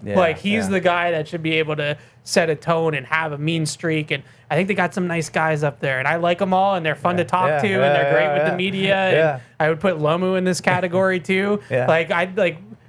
Lomu absolutely is in that. Campbell, he's just such a nice kid, and I'm Big Willie needs to take. Can you take him alligator wrestling or something? Let's you got. I think that's. I hope that comes a little bit more from Campbell this year. They need an a-hole on that. You know how in offensive line. rodeo they make the bulls get mad. Oh yeah, They tie do something like that to get them pissed off when they're out there. Even Onwenu's a really strong and powerful blocker, but he's not a finisher. He's not Mankins. I think they need a little bit of that edge. Yeah, and me too. I'm hoping that Campbell kind of grows into that now that he's comfortable. Yeah. Like I like how you put it, because that's one of the things that surprised me. I feel like that's what I kind of expected. We're able to put together an offensive line of like just tough guys. Like, I don't know, maybe that's stupid, but they might be tough. But they all seem really nice. They seem nice. I'm not saying that they're not tough. I'm just saying that they're not nasty. Yeah. I need some nasty. Like Logan out of Mankins, that you look group. at his face and you could just tell like that guy's got a mean streak on him. And that's like AVT, like his. I'm like that guy's probably got a mean streak in him too. Didn't we? And I know Will does. Didn't we notice last year, even in his rookie season, Campbell playing right up to the whistle and maybe a little beyond at times. Yeah, sure. I mean, at least early in the on. preseason, he knocked a guy from Sonny's car wash 10 yards back, and everybody lost their ever. No, there was like a couple runs that he was throwing some extra business on and stuff. Absolutely. You need to have some Tim in California says Christian in LA needs to take a timeout for mispronouncing Gabe Akis' name. That was I bet he wouldn't do that. I don't to think him he in person. mispronounced it. No. Me neither. No, he would not. He would not do it. I think that was crazy though. Yeah. I don't think he mispronounced it. Let's just say that. Oh, no, I think he did it that on purpose. He absolutely. Talk about a guy with an Defend edge. Christian. Sean Mack from PA. Some ups and downs from the first preseason game. Ups. Our preseason post-game show was 100 times better than last year. The new host in Troy. Prevent Paul from carrying the shows on his own. Before deuce. Downs, whoever decides the idiot combination on the uniforms, do the Patriots listen to the fans? This blue-on-blue combo is horrible. Just keep it blue and silver. Would be nice to see a return of the Dynasty uniforms against the Raiders for the 25-year anniversary. Also, they have not announced the throwback and rivalry game yet. Any clue to when that happens? They have announced the rivalry game, but I think the pro shop might have leaked. Yeah, don't repeat that. Ixnay. I got a lot of those comments in the blog during the preseason. the Why blue- are they the wearing blues. the blueberries? Yeah. Really? It's preseason. This is what That's off in the why. preseason? You wear your worst uniforms in the preseason. Yeah. You do? Yeah, you don't Why is that? you don't bring out your top-notch, clothing for the preseason. Yeah. Yeah. Also, Wouldn't you bring out your actual uniform though? Not necessarily. You got 4 uniforms now. the problem though is that when they wear the blues with the silver pants, I'm in agreement that that's a better look. But the silver pants are the old pants.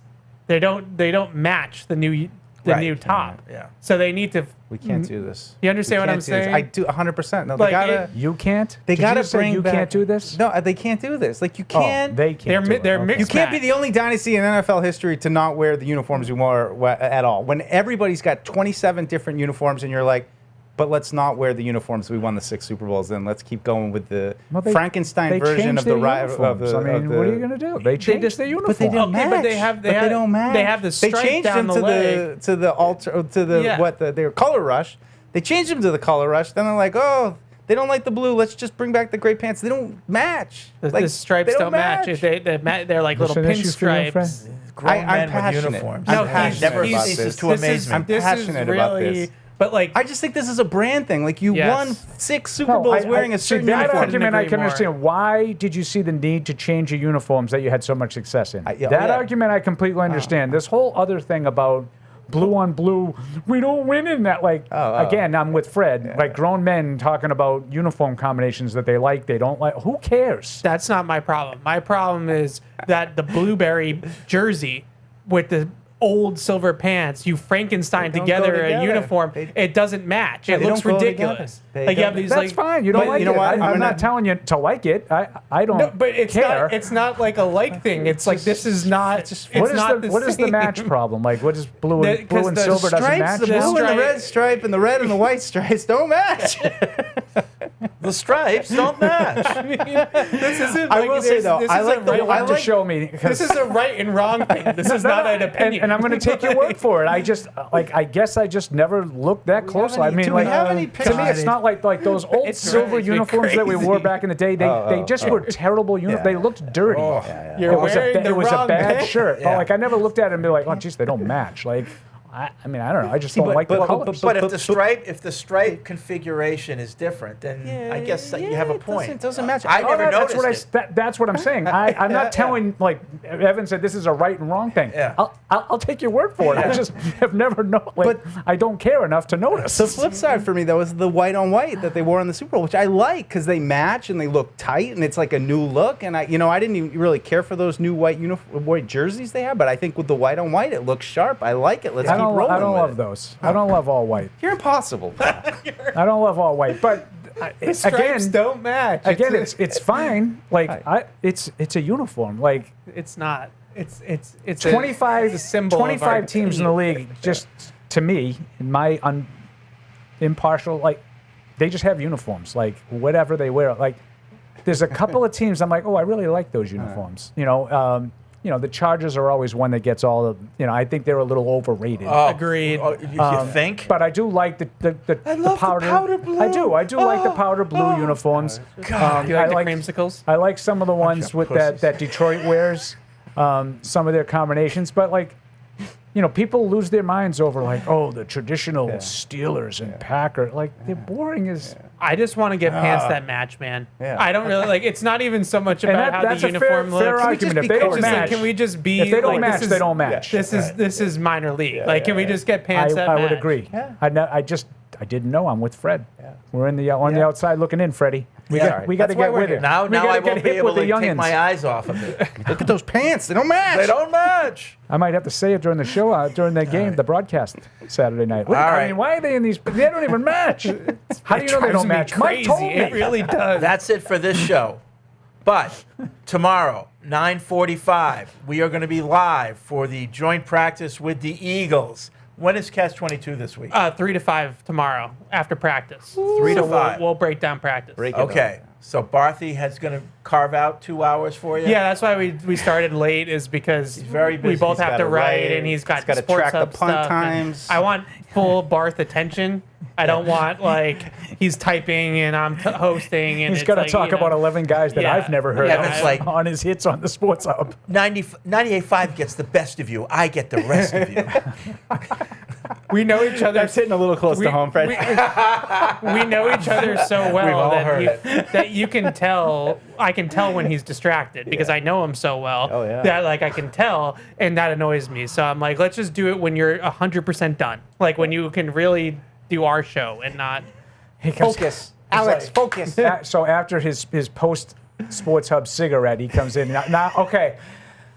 Yeah. I'm Those ready. punt What do you times need, today. Evan? What do you need? Now you have my attention. Listening to him yesterday for with doing the names was actually pretty. It was pretty funny. Yeah, that was a good bit. They made it. They turned it into. They turned it into a good bit. Yeah. While it was going on, it was not a good bit. All right. We'll see you tomorrow, 9:45. Hey, this is Deuce. Thanks for tuning into the show. If you really want to help us, make sure you like us wherever you get your podcasts, like Apple Podcasts or Spotify. Also, make sure you follow us on the New England Patriots YouTube channel to see this show and everything else that we do here at the Patriots. Thanks a lot.